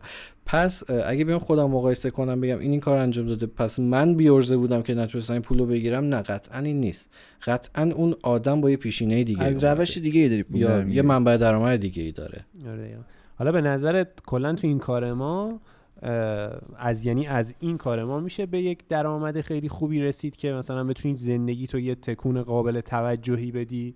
مثلا میتونی جی کلاس سوار شی، حالا چه تو ایران چه تو حالا مثلا دبی یا هر جای دیگه، یا نه این یه کار خدمات محوره که کلا همیشه خدمات محور میمونه و مثل یک خدمات ساده است، مثل یک، یعنی رو زندگی تو دارک شده. آره. احساس خدمات محور که میگیم مثلا احساس بدی بهم دست داد. نه که دارک ولی به نظر من باید صحبت بشه راجبش، میدونی چیز خوبیه که بگیم و با خودمون رو راست باشیم. جواب سوالت نه، نمیشه، با کار ما نمیشه و مخصوصا اگه یه نفر باشی، نه تو ایرانش میشه نه اینجا میشه. اگه برسی به اون سطحی که یه ایجنسی داشته باشی برات کار بکنن چند نفر زیر دستت، یه تیم بزرگ داشته باشی، بتونی روابط خوبی ایجاد بکنی، چرا میشه. ولی به عنوان یه نفر، دو نفر، سه نفر که حتی با هم تیم بشید کار بکنید خیلی خیلی بعیده. یعنی کسایی که من اینجا دیدم که تونستن از این راه توی این حوزه به جای خوبی برسن، کسایی بودن که تونستن یک کسب و کار نسبتاً متوسط رو به بزرگی رو ایجاد بکنن که دیگه خودشون درگیر این نباشن که فردا برن دوربین دستشون بگیرن برن سر پروژه، آدم‌ها رو استخدام بکنن که براشون کارها رو انجام بدن و تمرکزشون رو بذارن روی اون روابط، روی اون بازاریابی که بتونن مشتری‌های بزرگی بگیرن. مشتری های کوچیک بله زندگی آدم ازش میچرخه، میتونی باش پسنداز بکنی، میتونی ماشین بخری، میتونی خونت رو شاید بعد 2-3 سال بزرگتر بکنی، ولی اینکه پولدار بشی، بتونی ماشین خیلی خوب سوار بشی، بتونی سفر خارجی زیاد بری، بتونی خونه بخری، این برای یه نفر با یه دوربین و یه گیمبال متاسفانه الان به نظر من اصلا قابل دسترس نیست. جالب اینه که حالا یاد نشه حرف جالب اینه که حالا این یه چیزی گفتی اون موقع، گفتید اینجا مثلا من خب هدفم اینه که یه نفر رو بکنم یه تیم بزرگتر که بتونیم پروژه‌های بهتر بگیریم. دقیقاً همین موضوع حالا تو ایران تا اونجا که من دیدم همیشه برعکس اینه که مثلا من که توی این تیمم اگه دارم کار مثلا فلان کمپانی یا کار فلان مثلا برند و یا فلان خواننده رو میزنم، خب کسی از دوستان مثلا دورم نباشه تکی باشم که مثلا به اندازه کافی فقط من دیده بشم، بقیه نباشن. این اولین ذهنیتی که اونجا وجود داره. و باز راجع به موضوع دوم میتونم سر و تهش واقعا من اون حرفی که ما خیلی ما کلا چند وقت درگیر همین موضوع هستیم با پیام که آقا چجوریه این وضعیت مالی. من الان مثلا وضعیت مالی خیلی اوکیه، از نظر اینکه دارم کار میکنم مستقلم خیلی اوکی، خیلی راضیم، ولی واقعا هی سقف ذهنیم هی میره بالاتر، آلارم میده. آره آلارم میده که آقا مثلا خب اوکی این وضعیت اوکیه، ولی این اوکی بودنه مثلا بعد 30 سالگی هم باز هم برات همینطوری مطلوبه یا یه چیز بیشتر از اون مثلا میخوای. و باز میگم تاش به این میرسیم که واسه مثلا کسی کار کردن هیچ اتفاقی نمیفته. حتی ما یه صحبتی با پیام میکردیم، میگفتیم مثلا کار کردن برای همین برندها هم حتی اگر تو ازشون مبلغ هم بگیری و خوب هم بگیری، باز شبیه یه کارفرمای ایدئال ترم. تهش همینه، یعنی اینم تازه مسیری نیستش که بخوای بهش مثلا تکیه کنی. رویای ما نبوده که آره که مثلا حتما چیز کنی. و تهش میگم همین که باید روی بیزینس خودت کار کنی. دقیقاً. اصلا این نتیجه‌ای بوده که من حالا بحث سر مهاجرت کاری منم بگم، مهاجرت کاری کردم داستانشه بگم، این نتیجه‌ای بوده که من بعد از مثلا 2 سال تو تهران زندگی کردم بهش رسیدم که آقا ما این همه اینجا تجربه کاری و فلان اینا داشتیم، رفتیم اونجا هی همه رو گنده کردیم، برای همه زحمت کشیدیم، هی اینا اومدن بالا، ما اون پایین موندیم، گفتیم خب قشنگ داری میری بالا، ما پس چی؟ تو هم منظور خود رفتی بالا ولی مثلا سطح ذهنیت من همون انرژی رو برای خودم میذاشتم که از اون سریعتر میرفتم بالا. یعنی اصلا دلیل این که اومدم این کارو کردم این بود دیگه. ولی نکته‌ای که اصلا از تو حرف شما دو تا یهو اینا چسبید به همه چیزی در آوردم خیلی عجیب بود. یعنی یه جورایی ته دلم خالی کرد، خب که این خالی شدن اتفاقا خوبه. تو گفتی یه دوربین و یه گیمبال، تو گفتی جی کلاس. من آقا میخوام بگم چند نفر تو کل دنیا هستن که با یه دوربین و یه گیمبال طرف داره جی کلاس سوار میشه؟ تو کل دنیا هستن همتون با هم. یه تعدادشون خیلی زیاد نیست، یه سرشون هم اجاره کردن دیگه. آره این تو دل خالی شدنه واقعا خوبه که اتفاق بیفته، آدم با یه حقیقتی آشنا بشه، مواجه بشه، هر چه قدم تلخ، ولی این بهت کمک میکنه که تو بتونی قدم بعدی تو خیلی بهتر برداری به نظر من. یه سوال دیگه ازت دارم مهدی، مثلا ببین الان من به عنوان یه کسی که حالا تو این حوزه کار کردم، یه سری دوستان با ارزش و مثلا استادی رو دورم جمع کردم و حالا منو میبینن مثل شماها و دوستای دیگم، و اینکه مثلا الان بعد این مدت تصمیم میگیرم که حالا خب من از الان باید رو بیزینس خودم کار کنم. حالا این بیزینس هر چی میتونه باشه دیگه، حالا مثلا صرفا یه آژانس تبلیغاتی زدن که یه بیزینس نیست، هر چیز دیگه هم میتونه یه بیزینس باشه. مثلا نمیدونم شاید تولیدی زدن، مثلا تولید یه کارخونه زدن هم یه بیزینس باشه، یه فروشگاه زدن هم یه بیزینس باشه. و چطوری میتونی اینو با خودت منیج کنی؟ یعنی اصلا نمیدونم حالا تا حالا به این فکر کردی که یه بیزینس دیگه‌ای داشته باشی، و اگر بهش فکر کردی چطوری میتونی اینو با خودت منیج کنی که اوکی من مثلا تا الان کلی آدم خفن منو دیدن، کلی آدم خفن منو دنبال دارن میکنن و فکر میکنن که مثلا روی من نظر مثبتی دارن که این یه آرتیسته، این مثلا فلان و اینا، ولی در واقع این آدما کسایی نیستن که بخوان مثلا 20 سال آیندهم دوباره بیام بگم ایول دمت گرم، آره مثلا کنار من باشن، حتی منو ببینن. این هیچ اعتباری نیستش که مثلا میگم پیام لکسیان شاید دیگه فردا اصلا منو نبینه و من امروز و بیزینس خودم و آینده‌مو هی درگیر این دارم میکنم که این طرف داره منو نگاه میکنه، پس من نرم یه کاری کنم که تبدیل به یک آدم مثلا دیگه بشم، مثلا زرد بشم، یکم مثلا بیام مثلا بیزینس خودم رو تبلیغ کنم. خیلی حس عجیبه. میدونی مثلا توی بقیه مثلا حرفه‌ها همچین چیزی نیست، خب چون طرف مثلا اتفاقی واسش نمیفته دیگه. مثلا میگم طرف اگر یک مثلا یه بیزینسی داره، حالا مثلا از یه راهی داره پول در میاره، بعد تصمیم میگیره که بیاد یه کار دیگه کنه، خیلی اوکیه، دیده نمیشه، چون آره واسه خودش مثلا ارج و قرب خاصی نساخته مثلا اونقدی. ولی کلا این داستان آرتیستا اینجوریه که طرف مثلا خب داره کار میکنه، طبیعی هم هست دیگه. نه تو این قالب حتما باید باشی. آره دیگه نبینیم از این این دقیقاً همینطوریه که خب کلی آدم خفن، آدمایی که مثلا زحمت کشیدن واسه این که مثلا با اینا دوست بشم یا هر چیزی، من دارن نگاه میکنن. این آدما هم دارن همین مسیر رو میرن، حالا اونا به ذهنشون نمیرسه دیگه، هر جو خودشون دوست دارن. آخه ما خیلی آوانگاردیم. آره ولی من مثلا آقا نه باید یه کاری کنم، مثلا میخوام همچین تصمیم بگیرم، چجوری میتونم اینو مثلا منیجش کنم تو خودم به نظر تو؟ آقا من کلا یه خروجی از سجاد بگیرم بهت بدم، میگم آقا من الان این کارم، خب مثلا این همه سال زحمت کشیدم، فردا یهو میبینی سجاد رفته مثلا داره کارخونه میزنه، کلا رفته توی داستان دیگه. همین دیگه. آره. و باز میدونی این کاری که ما داریم میکنیم حالا ته تهش هم بخوای نگاه کنی مثلا این علاقه بوده که تونسته مثلا تا اینجا ادامه بده دیگه. یعنی ما علاقه داشتیم بیشتر به این کاره تا به پولش نگاه کنیم. آره خب چون اگه به پولش می‌خواستیم نگاه کنیم احتمالاً همون روزای اول چنجش می‌کردیم. خب اولش که اصلا پول نداشت. اول میگم دیگه احتمالاً هم اصلا به بسم الله مینداختیمش تو. حالا مثلا اگه حالا راجع به بیزینس و این چیزا هم صحبت می‌کنیم، قطعاً اگر من مثلا برم یه بیزینسی بزنم، تو بری یه بیزینسی بزنی و بعد موفق بشی، باز دوباره تو همین حوزه علاقت می‌خوای دوباره احتمالاً هزینه کنی. مثلا برای خود من همینطوریه که آره مثلا به یه تارگت خیلی خفنی برسم، بعد مثلا توی کشور خیلی خفن یه استودیو خفن داشته باشم، اونجا حالا خیلی از روی ریلکسی و خیلی آرامش بیام یه مثلا آرت تر و تمیز بسازم. آره. و اونجا نظر من خیلی ایدئال تره، چون پول داری، میتونی پروموتش کنی، میتونی نشونش بدی. ولی اینجا یه چیزی میسازی چون مثلا هیچ اتفاقی نمیفته، اصلا دیده نمیشه. آره خیلی کسایی داریم که مثلا طرف کلی هنرمنده، واسه کلی کار تاثیرگذار ساخته، ولی مثلا 5 که بیشتر فالوور نداره. یعنی مثلا خیلی دارکه دیگه و خودش به این موضوع فکر نمی‌کنه که تغییر بده این شرایط. خودت چی فکر می‌کنی مهدی؟ به نظر من خیلی نکته جالبی رو بهش اشاره کردی. منم خیلی وقتا شده بهش فکر کنم که ماها واقعا داریم ارزش میدیم به حالا کسب و کار، به شخص، به مدل، به بیزنس و کمترین دیده شدن برای ما اتفاق میفته. یعنی به واسطه هنر ما، به واسطه تجربه ما، تخصص ما، بقیه دیده میشن.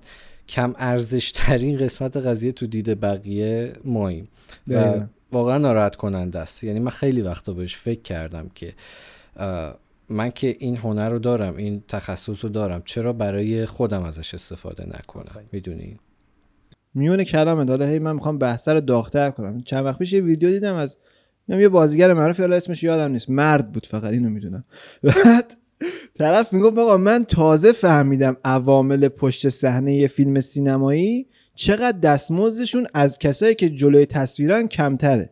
خب و اولا چند تا نکته اینجا پیش میاد. حالا دمت گرم که این اومدی گفتی، اینو من اول تشکر میکنم. دمت گرم که اومدی گفتی و که آقا یه بچهای پشت صحنه رو یه نگاه بکنیم. تو ما اگه سینما رو بزنیم یه الگو مثلا شبیه سازیش بکنیم به کار خودمون، همینه دیگه. تو میگی مدل، ما داریم میسازیم ویدیو، اون میشه سینما، بازیگر، پشت صحنه، حالا کل تیم. نکتهش اینه تو تازه فهمیدی آقا که آقا این طرف مثلا داره طرف میلیاردی میگیره، صدا بردار بدبخت اون میمه بود انیمیشن 5 صبح کوله پشتیش رو دوششه با اون بوم صداش میاد میفته رو تخت 4:59 دقیقه 5 زنگ میزنه بعد بره سر کار. خب این ساید چقدر عجیب غریب داره میشه. این ساید طرف مثلا تو فکر کن این سینماست، یه خط بکش این طرف، این تولید محتواست، این قاب سینماست، هر چیزی یه خط بکش وسطش، بچهای پشت صحنه قسمت دارک و بدبختی و فشار. حالا بدبختی که نمیشه، عشقش طرف داره میاد، فشار و کار و زحمت زیاد، هزینه کم، مبلغ دریافتی کم. اون طرف نمیگم راحت تره ولی یکم خب مثل اون طرف نیست دیگه، روشن‌تر و گل و بلبل‌تر، دریافت هزینه بالا. این طرف دیده میشه صبح تا شب هی ارج و قرب میگیره، این طرف دیده نمیشه. من کی اینا رو میبینه؟ حالا کی این طرفو میبینه؟ کسایی که دیگه مثلا خیلی متخصصن. آره تصویربردار فقط فلان چند تا مگه مثلا مردم عادی تصویربردار میشناسن؟ خیلی کم. ولی اون طرف چه همه بازیگرا رو میشناسن دیگه. این نکته‌ای که تو گفتی رو من خودم بهش رسیدم و به نظر من هر کدوم از ماها کسایی که توی این حوزه هستیم یه جایی بهش میرسه که با این شغلی که ما داریم، با این حرفه‌ای که ما داریم، اگر میخوایم به اون اهداف برسیم که جی کلاس سوار بشیم و خونه آنچنانی و مسافرت‌های دور دنیا، با این کار نمیتونیم و یه بیزنس دیگه در کنارش لازمه. حالا یه نفر هست که اصلاً اینا اهدافش نیستن، خب اون تکلیفش مشخصه، یا اصلا کارمنده یا فریلنسره که تا آخر عمرش هم با همین درآمدی که داره راضی و خوشحاله و داره زندگی میکنه. اگه ما این اهداف رو داریم قاعدتا باید بریم سراغ بیزنس دیگه و منم خیلی بهش فکر کردم. اینکه حالا ما خودمون رو خیلی درگیر این قضیه میکنیم که من از خودم چه وجهی رو ساختم و معرفی کردم و بقیه من رو به چی میشناسن و حالا اگه برم این کار رو بکنم چقدر زشته. مثلا الان کسایی که دارن روی یوتیوب، توی اینستاگرام کار سرگرمی انجام میدن چقدر درآمد دارن، درآمدهای فضایی. ما بهتر از اونا میتونیم ویدیو بسازیم. خب شاید یه شوخ طبعی هم داشته باشیم، بتونیم همون طنز رو با یه کیفیت خیلی بالاتر ارائه بدیم، ولی نمیایم این کار رو انجام بدیم. چرا؟ چون ما رو به عنوان یه هنرمند میشناسن، به عنوان متخصص میشناسن، هیچ وقت نمیریم سراغش. یا مثلا فردا بیایم یه تولیدی مثلا لباس بزنیم، بعد پیش خودمون میگیم همه راجعمون فکر میکنن که نه فلانی پس لابد درآمدش کم بوده، فلانی پس نتونسته دووم بیاره رفته سراغ این کار، و این حرفا ما رو اذیت میکنه. هنوز اتفاق نیفتاده، پیش خودمون داریم فکر میکنیم که این اتفاق میفته و ما رو اذیت میکنه. منم زیاد بهش فکر کردم و یک کسب و کارم داشتم. حالا نمیدونم اون موقع شاید شما هنوز من نمیشناختی. من بکدراپ عکاسی تولید میکردم. خب یعنی اومدم یه کسب و کار کوچیک راه انداختم، بکدراپ های عکاسی تبلیغاتی تولید میکردیم. یعنی کسب و کاری که مرتبط بود به کسب و کار خودم، هم جنبه آرتش بود چون کارا دستساز بود، همین که برای کار خودمون بود و برای پروموت کردنش میومدم خودم خب عکاسی میکردم از اونا و خب خیلی راضی و خوشحال بودم. یعنی با اینکه همه میدونستن که من این کسب و کار مال منه، توی پیج خودم پروموتش میکردم، اصلا به این فکر نمیکردم که کی راجع به من چی فکر میکنه، چون خیلی های دیگه هم این کارو کردن، کسایی دیگه که عکاس بودن، خودشون استاد عکاسی بودن. حالا من داشتم فکر میکردم مثلا اگه من بیام یه فروشگاه عکاسی بزنم، تجهیزات عکاسی بزنم، خب باز میشه بخش بازاری، بخش فروش و اینها. با خودم داشتم فکر میکردم اوکی من میتونم با یه نفر شریک بشم. حالا اینا همش در حد ایده است، نه که من بخوام فردا این کار انجام بدم. اون شریک من بیاد بخش فروش رو بر عهده بگیره، بخش بازاری، من میام تولید محتواشو بر عهده میگیرم. خب من تو این بیزنس شریکم، خب ولی کاری که من دارم انجام میدم، چیزی که دارم نشون میدم و چیزی که بقیه از من میبینن این که باز دارم کار تخصصی خودم انجام میدم. میدونی؟ این به نظرم اون تعادلیه که ما میتونیم بهش برسیم که اگه میخوایم کسب و کاری راه بندازیم که کمک بکنه از لحاظ مالی به ما و که بتونیم به اون اهدافمون برسیم، میتونه یک کسب و کار مرتبطی باشه. یا اینکه اون فکر و خیالا رو کلا بذاریم کنار، اینکه بقیه راجع به ما چی فکر میکنن، اینکه چی از خودمون تا حالا ساختیم و نشون دادیم و بیایم اون کاریو بکنیم که فکر میکنیم به ساخته شدن آیندهمون کمک میکنه و توش خوشحالیم. چون هر چقدر شما پول در بیاری ولی احساس رضایت نداشته باشی، خب هممون میدونیم به درد نمیخوره.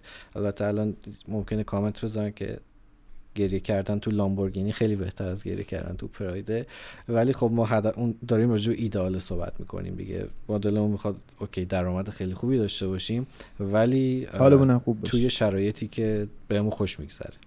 آره دقیقاً همینطوریه. ببین من حالا مثلا صحبت میکنیم میگفتیم آدم توی لول‌های مختلف زندگیش هی این حسه میاد سراغش. یعنی مثلا زمانی که من تولید محتوا رو شروع کردم خیلی زمان زرد تولید محتوا بود. یه زمانی مثلا قدیما که حالا مثلا شماها تولید محتوا میکنین خیلی های دیگه بودن، اینجوری بود که خیلی خفن بود دیگه. یعنی هر کی از دور میدید میگفت مثلا طرف ندیده بودن.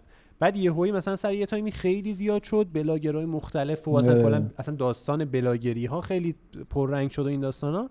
من حدودا میگم پارسال شروع کردم دیگه، تو مثلا یکی از اوج ترین مراحل زردش. و پیام یه حرفی میزنه، میگه وقتی که شروع میکنی، حالا مثلا یه راه جدیدی رو شروع میکنی، خیلی احمق به نظر میرسی دیگه همون اولش.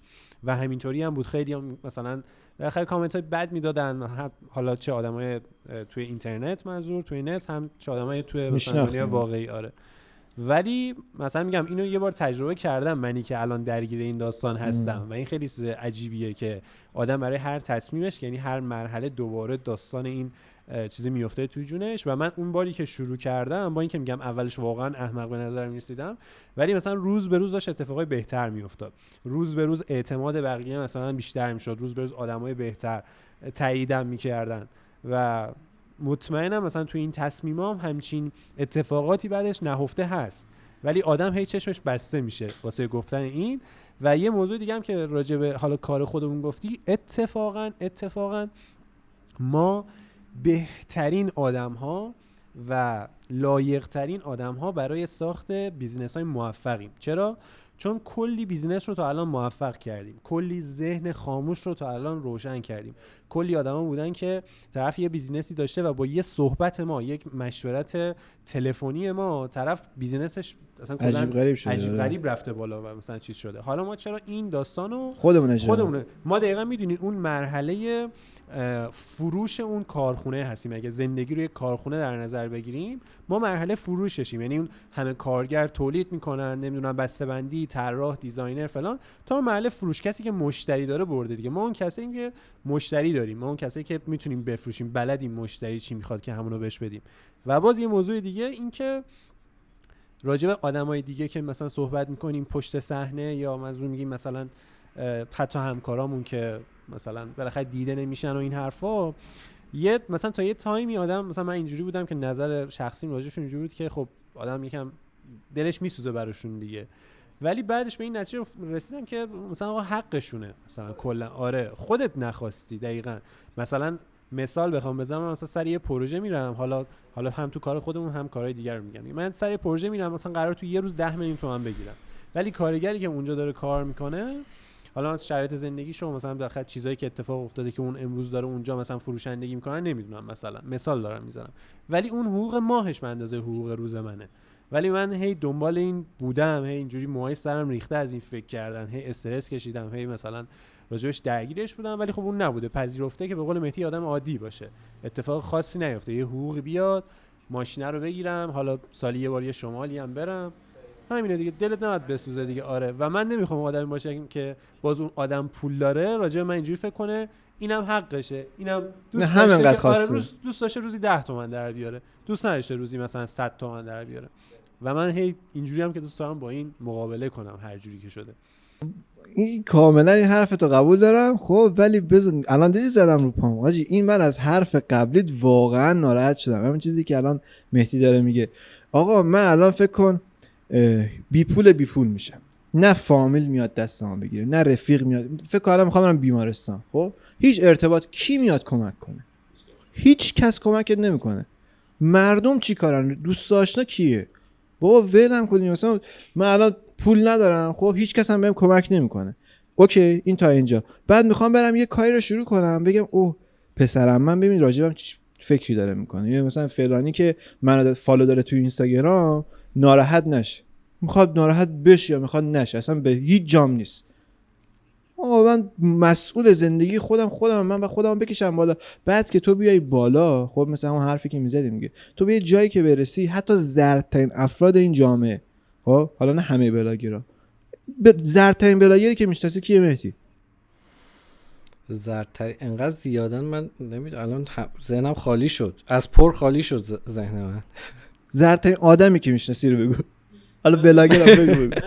مستر تستر اون که توپله بود غذا چیز میکرد و اینا. آخ ببین اون تو ذهن منم اومد اون، ولی فکر کردم شاید بیشتر اتفاقا اینجا هم هست، دیدمش چند باری توی مالا. به نظر من هنوز اینجوری عکس میگیری؟ هنوز اینجوری عکس میگیری؟ اینقدر زردمو ندیدم. ندیدم هنوز اینجوری. حالا آقا مستر تستر هنوز اینجوری عکس میگیری؟ منم مثلا میگم حالا باز دنیا جهان بخش. حالا من می‌خواستم یه اسم دیگه بگم، ترسیدم الان فناش بریزن چیز کنم، پیجو ببندن، نمیگم اسمش نمیگم. آقا فکر کن همچین آدمی خب رسیده به یه جایی، همه میدونن زرده، همه اوکی، ولی میدونن از چه طریقی رسیده اینجا. یه حرکت زردی زده وایرال شده. بعد یه آقای ایکس نامی وقتی میاد اینو از نزدیک میبینه تا کمر جلوش خم میشه. چرا؟ چون این اومده اینجا تبلیغ پیجشو، پول داره، موقعیت داره، بیننده داره، رسانه داره، اینا همه آپشناشه، همش تا کمر جلوش خم میشه. در ظاهر هم خود هم طرف میدونه، مستر تستر میدونه، هم اون نفر دیگه، جفتشون هم میدونن آقا این احترام گذاشتن در ظاهره، همشون هم میدونن که آقا این بره پشت سرش فوشش هم میده، خب ولی در ظاهر پا میشه میاد خیلی شیک و مرتب، تا کمرم جلوش خم میشه. چرا؟ چون میگه من قدرت دارم. چی کار میخوای بکنی؟ قانون جنگله. جدی آقا میگه من قدرت دارم، تو از من بدت میاد ولی مجبوری منو بیاری اینجا من برای تبلیغ کنم. میخوای چی کار کنی؟ واقعا کاری از دستش بر نمیاد. حالا فکر کن تو به هر طریقی بیا بالا. در بدترین حالت چی دارم میگم دیگه. حالا ما که داریم از هنر صحبت، که از بهترین حالت ما که داریم از هنر صحبت میکنیم، نقطه مقابل این کلا.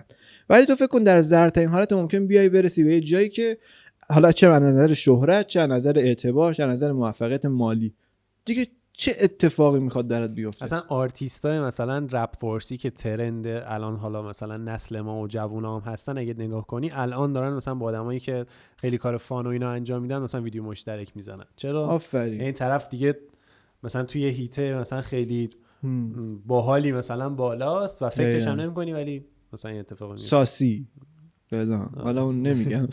خب و راجع به اون موضوع هم که گفتی حالا تو تنهایی، خب مولانا جمله‌ای داره دنبال اون داشتم، میگه احساس تنهایی نکن، تمام جهان در توست. تموش. یعنی تو خودت داری بهانه میاری. آقا ما همیشه این پادکستمون خب خیلی یو بالا پایین، مثلا یو اوج میگیرم یه چیزی میگم، متی هنوز عادت نداره، یو سجاد میاد پند این شکلی میده، آره سرد و گرم میکنیم، قضیه بالانسیه. و این تصمیمیه که آره من واقعا گرفتم و انشالله که این دفعه هم بتونم بهش مقابله کنم و یه اتفاق خفن برام بیفته، باز خفن تر. ولی آره این مشکلی که میگم هستش همینه که خیلی به بچه‌ها، حالا کسایی که حالا تو این کار هستم، هی میگم که مثلا از اون روزمرگی و از اون چیزی که درگیرشین یکم بیاین بیرون و به داستان یکم نگاه کنین. همه داستان فقط نمیدونم رسیدن به یک نور یا یک میکروفون بی ارزش یا یک دیوایس که واقعا اسباب بازی نیست. دقیقاً. حالا ما به واسطه یه شانسی که آوردیم و شانس و بالاخره تلاشی که کردیم یه کمی مثلا شرایطی حالا رقم خورد و یه سری چیزا دم دستمون اومد، خیلی زود این موضوع رو فهمیدیم. ولی خیلی آدما هستن که فکر میکنن مثلا این دوربینی که داریم باهاش ویدیو میگیریم این ارزش معجزه میکنه. آره این معجزه، ولی هیچ اتفاق نمیفته. اونم دستت برسه بازم این داستان تغییر نمیکنه، فقط تو تایم بیشتر سوزوندی. بوده دیگه که تجربه کردیم آقا، مثلا فلان چیزم اومده ولی تو اکتی نزدی. ببین نکته چیه؟ نکته امروز مهاجرت کاریه. خب این مهاجرت از چی میاد؟ از این که آقا من اینجا حالم خوب نیست یا شرایط اوکی نیست، یا بذار بهتر بگم فلان جا یا یک جای X یا جای دیگه حالم بهتره، موقعیت کاریم بهتره، موقعیت زندگیم بهتره، بیشتر میتونم پیشرفت بکنم. من اینو اینجوری ترجمه میکنم آقا مهاجرت کاری حتما حالا کاریشو بعدین بشه مهاجرت از یک گروه، مهاجرت از پیش یک دوست، من ارتباط دوستیمو قطع میکنم با یک دوست دیگه. خب از یک گروه میرم توی گروه دیگه، از یک لایف استایل میرم توی لایف استایل، از یک شهری میرم توی شهر دیگه. این به نظر من خیلی مهمه که آقا دور اطرافیان تو کیان، کیا تشکیل میدن، چون این واقعا جمله زرد هستش. ما هر سری راجع به این کلمه صحبت میکنیم. این چیزی که من میخوام بگم یه جمله زرده ولی جزء زرده فیلتر شده است. این که میگن اطرافیان تو 5 نفر اول، تو شبیه 5 نفر اول زندگیت میشی، کسایی که بیشتر باشون ارتباط داری. واقعا درسته. من میگم آقا دور اطرافیان ما اینجا خب توی ایران واقعا سمه. یعنی تو یکی از خفن ترین کارهایی که تو ایران میتونی بکنی که اطرافیان قوی بسازی، داشته باشی، و جمع کردن اینا واقعا سخت. هر کدوم تو بعد یه جایی پیدا کنی. الان میگم اونجا که رفتی اطرافیان چجوری هن؟ چقدر روی تو تأثیر گذاشتن؟ دغدغه فکریشون چیه؟ خب اینم نکته خیلی خوبیه به نظر من. خب تو ایران بالاخره چون اونجا بزرگ شدی، بچه محل هست، همسایه هست، فامیل هست، دوستا هستن و ناخودآگاه حالا بجز اونایی که خودت به خودت نزدیک میکنی یه سری اطرافیان هم وجود دارن که هستن دیگه. خب مگه اینکه خودت بری باشون قطع ارتباط بکنی. درست. ولی اینجا اتفاقی که میفته چیه؟ اینه که تا اول میای اینجا هیچکی رو نمیشناسی و هیچکی تو رو نمیشناسه. اینجا دیگه خودت اطرافیانتو جذب میکنی و خودت انتخاب میکنی با کی ارتباط داشته باشی، با کی ارتباط نداشته باشی. و این خیلی برمیگرده به اینکه خودت کی هستی. خب من به واسطه حالا تجربیاتی که داشتم، دانشی که کسب کرده بودم و کسی که شده بودم، اطرافیانی رو ناخودآگاه به سمتم کشیده شدن که شبیه به خودم بودن از خیلی لحاظها. اونا هم افراد متخصصی بودن. حالا در سطح خودم، حالا من نمیگم متخصص خیلی خفنی هستم، در سطحی که خودم هستم آدمای متخصص اومدن دور اطراف خودم، آدمایی اومدن که به من میخوردن و خیلی خوشحالم از اینکه تونستم قبل اینکه بیام یه کشور دیگه به یه جایی برسم که وقتی اومدم اینجا کسایی اومدن سمتم که ایدئالم بودن و الان اینجا من دوستایی دارم، همکارهایی دارم که از همه لحاظ به نظرم آدمای خیلی خوبی هستن، هم دانش دارن، هم آدمای درستی هستن و این اتفاقی بود که حالا این سوالی هم پرسیدی خیلی جالب بود، خودم خیلی دوست داشتم راجبش صحبت کنم توی فرصتی که خودم تونستم به اینجا برسم که اطرافیانم رو خودم انتخاب بکنم و حتی کسایی که خودشون اومدن سمت من هم کسایی باشن که من انتخابشون کنم. یعنی اینجوری نبوده که بگم 100 نفر ای بابا اشکال نداره چیکار شد اون یکی دیگه هم خاموش اوکی واسه ما ویدیوگرافر طبیعیه پیش میاد اوکی ایزی باش. اینجوری نبود که بگم مثلا 100 نفر اومدن بینشون آدم ناحسابی بود حسابی بود من حسابی رو برداشتم. خدا رو شکر کسایی اومدن که ایدئال من بودن. آره خیلی باحاله دیگه. از صفر ساختن همیشه یه مقداری از صفر ساختن با مثلا یه پیشینه‌ای از مثلا بالاخره بروز شدن تو اینا خیلی فرق، چون همیشه وقتی میسازی همچنان داری رشد هم می‌کنی، ولی وقتی به یه رشدی رسیدی دوباره میسازی کلا خیلی بیس و قشنگ‌تر می‌چینی دیگه. اصلا این خیلی خوبه، واقعا قدرته که تو من انتخاب میکنم آقا تو رفیق من باشی یا نباشی، فلانی میاد پیشنهاد میده، حالا پیشنهاد یا با هم میای با هم دوست شیم، نه یا مثلا میخواد ارتباط بگیره تو انتخاب میکنی باش ارتباط بگیری یا نگیری. واقعا قدرت دیگه این. دمت گرم. الان فکر کنم مثلا من خودم عنوان یک کیس در نظر میگیرم، از تو میپرسم آقا من چطوری میتونم پاشم بیام، یه حدودی بهم بگو، بعد به هم راحتی که تو کار پیدا کردی میتونم کار پیدا کنم. آیا تو اصلا همون اولش راحت کار پیدا کردی نکردی؟ یعنی یه مقداری زشتیاش هم آره مثلا مثل فیلم آکواریوم بود یا تو ایران اینجوری نشون میدن چند تا ساید داره. فیلم آکواریوم دیدین؟ امین علی بازی کرده، طرف ها میشه میره ترکیه معتاد میشه بدبخت میشه. مثلا این ساید واقعیشو به ما بگو چیزی که تجربه کردی. آره تجربه کردی چجوریه؟ خب اول بگم که قاعدتا تجربه هر کسی با اون یکی متفاوته و به این برمیگرده که تو کی هستی که داری میری اونجا. برای دبی همونطور که گفتم اینه که تو چقدر زبان میدونی، چقدر تو کار تخصص داری و میتونی تفاوت ایجاد بکنی و سرویس خوبی ارائه بکنی و اینکه چقدر آدم زرنگی هستی که بتونی بری سراغ قضیه، بری مشتری بگیری، بری مذاکره بکنی، خودت اپروچ بکنی، خودت ریچ کنی توی مشتری. حالا این بلایند دیتا دارم کلمه انگلیسی استفاده میکنم، بعدا نیان ما رو بذارن تو اینستا خیلی خوب میشه. هر کسی میتونه تجربهش متفاوت باشه به نظر من، اما به صورت کلی بخوام بگم اینو همه باید در نظر داشته باشن که داری میری از صفر شروع بکنی، هیچکی نمیشناست، تو هم هیچکی نمیشناسی.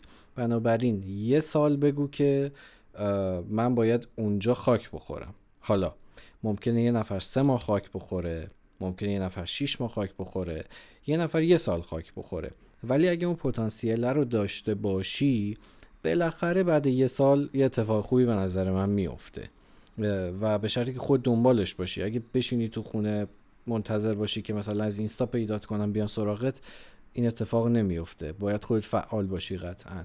و حالا یه نفر داریم خیلی زبون بازه، میتونه بره متقاعد کنه، از همون روز اول پا میشه میره توی بازار، منظورم بازار فیزیکی نیست، میره تو بازار کار میگرده و میرسه به اون قضیه توی 1-2 ماه میرسه. بودن خیلی ها بودن که نه، خیلی طرف درونگرا بوده، خیلی نتونسته بره ارتباط برقرار کنه، اصلا شکست خورده برگشته.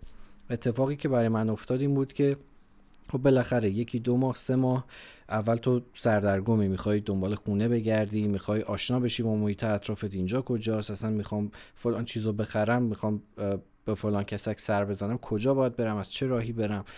همینجوری به خود میبینی 1 ماه 2 ماه 3 ماه گذشت از این قضیه. پس 6 ماه به نظر من طول میکشه آدم تازه آماده ورود به زندگی جدیش بشه بعد مهاجرت. و از اونجا از 6 ماه به بعد دیگه بستگی داره که چقدر تو بتونی که خودتو تحمیل کنی به اون بازار. واقعا موضوع باحالیه اینم که یا تو 6 ماه رو دیگه در نظر داشته باش آقا. 6 ماه بیکاری، حالا توی تقریبا توی هر تخصصی، مگه که مثلا تخصص خاصی داشته باشی رو هوا بزنن. این تجربه مهدیه که قبل از این که بره مثلا اینجا کار خفن زده. آره تونسته کار. برای کسی که همینجا توی ایرانش هم مثلا کار کردن هنوز براش مشکله، هنوز اونقدی تو بازار کار عمیق نشده، شاید داستان متفاوت باشه دیگه. آره دقیقاً. خیلی‌ها فکر می‌کنن مثلا اوضاع بازار ایران خرابه، پاشم برم یه جای دیگه اونجا اوضاع بهتره، در صورتی که تو اگه تو همون بازار کشور خودت که همه همزبونتن نتونستی فعالیت کنی، هر چقدر هم بازار خراب، جای دیگه 100% نمیتونی. دقیقاً. درسته. مثل همون درآمد دلاری دیگه، تو به حدی برس ببین میتونی اوکی ارتباط رو میتونی برقرار کنی، حالا بگو بین‌المللیش میکنی. مثلا خیلی هم مثلا شاید شدنی هم باشه حتی قبل از این که بیای مثلا یه محکی بزنی، مثلا سرچی بکنی ببینی چه موقعیتایی هست، یه مکاتبه‌ای بکنی مثلا، یعنی کسی که یه مقداری بخواد با ریسک کمتری هم بیاد، مثلا شدنی این کار. چطوری الان مثلا از اینجا تا مثلا طرف تو اروپا و مثلا آمریکا قبل از این که بره 1000 تا چیزو چک میکنه که آقا مثلا کارفرما پیدا میکنه، باهاش صحبت میکنه، تعامل میکنه و اینا. که دبی که مثلا فکر میکنم خیلی شدنی تر باشه دیگه. آره دقیقاً. خیلی خوب اصلا هدفشون اینه که جای استخدام بشن. خب تو میتونی از خود ایرانم کارتو پیدا بکنی و رسیدی اونجا فقط کار اقامت رو انجام بدی و خونه بگیری و اینا بری سر کار. ولی برای منی که میخواستم فریلنسر فعالیت بکنم این قضیه صادقه، یعنی باید ببینیم هدفت چیه. اگه بخوای خودت پروژه بگیری قطعاً این زمانه طول میکشه و میگم مثلا 6 ماه، از 6 ماه به بعدم یهو تو ردیف نمیشه اوضاع، کم کم اون خودش زمان میبره تا تو بتونی تعداد مشتریای خوبی پیدا بکنی. ولی نه، یه نفر میخواد جای استخدام بشه، توی شرکتی کار بکنه، دیگه فرقی نمیکنه کارشو از قبل اگه پیدا کرده باشه اوکی، میگه من یه ماه زندگیمو هزینه‌اش رو میبرم با خودم، از ماه بعدی دیگه حقوق میگیرم، تموم شده. حتی من این تجربهشو داشتم، مثلا من توی تهران خب وقتی رفتم از مشهد من رفتم تهران مهاجرت کاری کردم. خب خیلی این چیز بزرگی نمیدونم، ولی خب اون زمان اکت خوبی بود برای من. اومدم چیکار کردم؟ اومدم خودمو اوستا کردم روی کله کارفرمایی که به من حقوق میداد. خب من رفتم یه جا استخدام شدم، خب حقوق میگرفتم، خیالم راحت بود، آقا اجاره خونه‌مو دارم، همه چی ردیف سر جاشه. حالا از اون بدون استرسه، خب مثلا یه تایم 6 ماه بدون استرس، رفتم سرچ کردم آقا تجهیزاتی خوب تهران کجاست، مثلا فلان کسا که باش چند بار کار کردم نه اوکی شد، رفیق شدیم با هم دیگه، از کجا میتونم مثلا برم لینک و ارتباط بگیرم با بقیه ویدیوگرافر اگه لازم بود با هم کار کنم. بعد که یکم دستم اومد اونجا سویش کردم. من همچین کاری هم میشه کرد اونجا یا نه به نظرت؟ آره دقیقاً. خیلی راه سیفیه برای خیلی ها. میتونه باشه که اول تو بتونی خودت اونجا جا بندازی با اصلا حالا نه تجهیزاتی، آقا بدونی کجا خرید روزمره تو انجام بدی، بدونی از چه راهی بری که حمل و نقلت راحت تر باشه، به خودت بیای، یعنی تا به خودت بیای آشنا بشی با محیطی که توش قرار بگیری، وفق پیدا بکنی، میتونی یه جای کار بکنی 6 ماه، 1 سال، 2 سال، حتی میتونی توی مدت سیو بکنی و بعدش وقتی دیدی که ارتباطاتت بیشتر شد به واسطه همون کاری که حتی داری انجام میدی به صورت ثابت، آدم ارتباط پیدا میکنه دیگه با مشتریای بالقوه، روش کار اون کارفرما توی اون کشور دستت میاد و اون وقته که وقت خوبیه برای سویچ کردن. آقا من دم شما گرم، سوالای من که تموم شده. جمع‌بندی می‌خوایم بکنیم؟ آقا فکر نمی‌کنم جمع‌بندی خاصی داشته باشه. موضوع مختلفی صحبت کردیم، جمع‌بندی خیلی خاصی نیستش. چه گفتگو محور. ولی خب وسایلمون رو جمع کنیم. آره وسایلمون. مهدی جون خیلی خوشحال شدم از صحبت کردم باهات، اطلاعات باحالی رو دادی و خیلی خوشحال شدم از این طرز فکر باحالی که راجع به حالا یه سری همین همکاری و این چیزا داشتی. خیلی چیز باحالی بود. خودم سعی می‌کنم که بیشتر ادامهش بدم. دم شما هم گرم. دم شما خواهش می‌کنم که حضوری باز دوباره همون ببینیم و سری حرکت‌های خفنی با هم بزنیم. منم خیلی تایم خوبی رو داشتم باهاتون صحبت کردم. مرسی که دعوت کردین. امیدوارم که دفعه بعدم بپذیرید منو مهمونتون باشم. باعث افتخار. صحبت‌های مفیدی بتونیم انجام بدیم. هر موقعی که شما خواستید موضوع خاصی بود می‌خواستید مطرح کنین، یه نیم ساعت قبلش من اطلاع بدین، من بساط اوکی می‌کنم. حل. عزیزم شب بخیر مهدی جون. مرسی. شب بخیر. فدات شم. قربونه. خدافظ. شب شما بخیر. فعلا خداحافظ.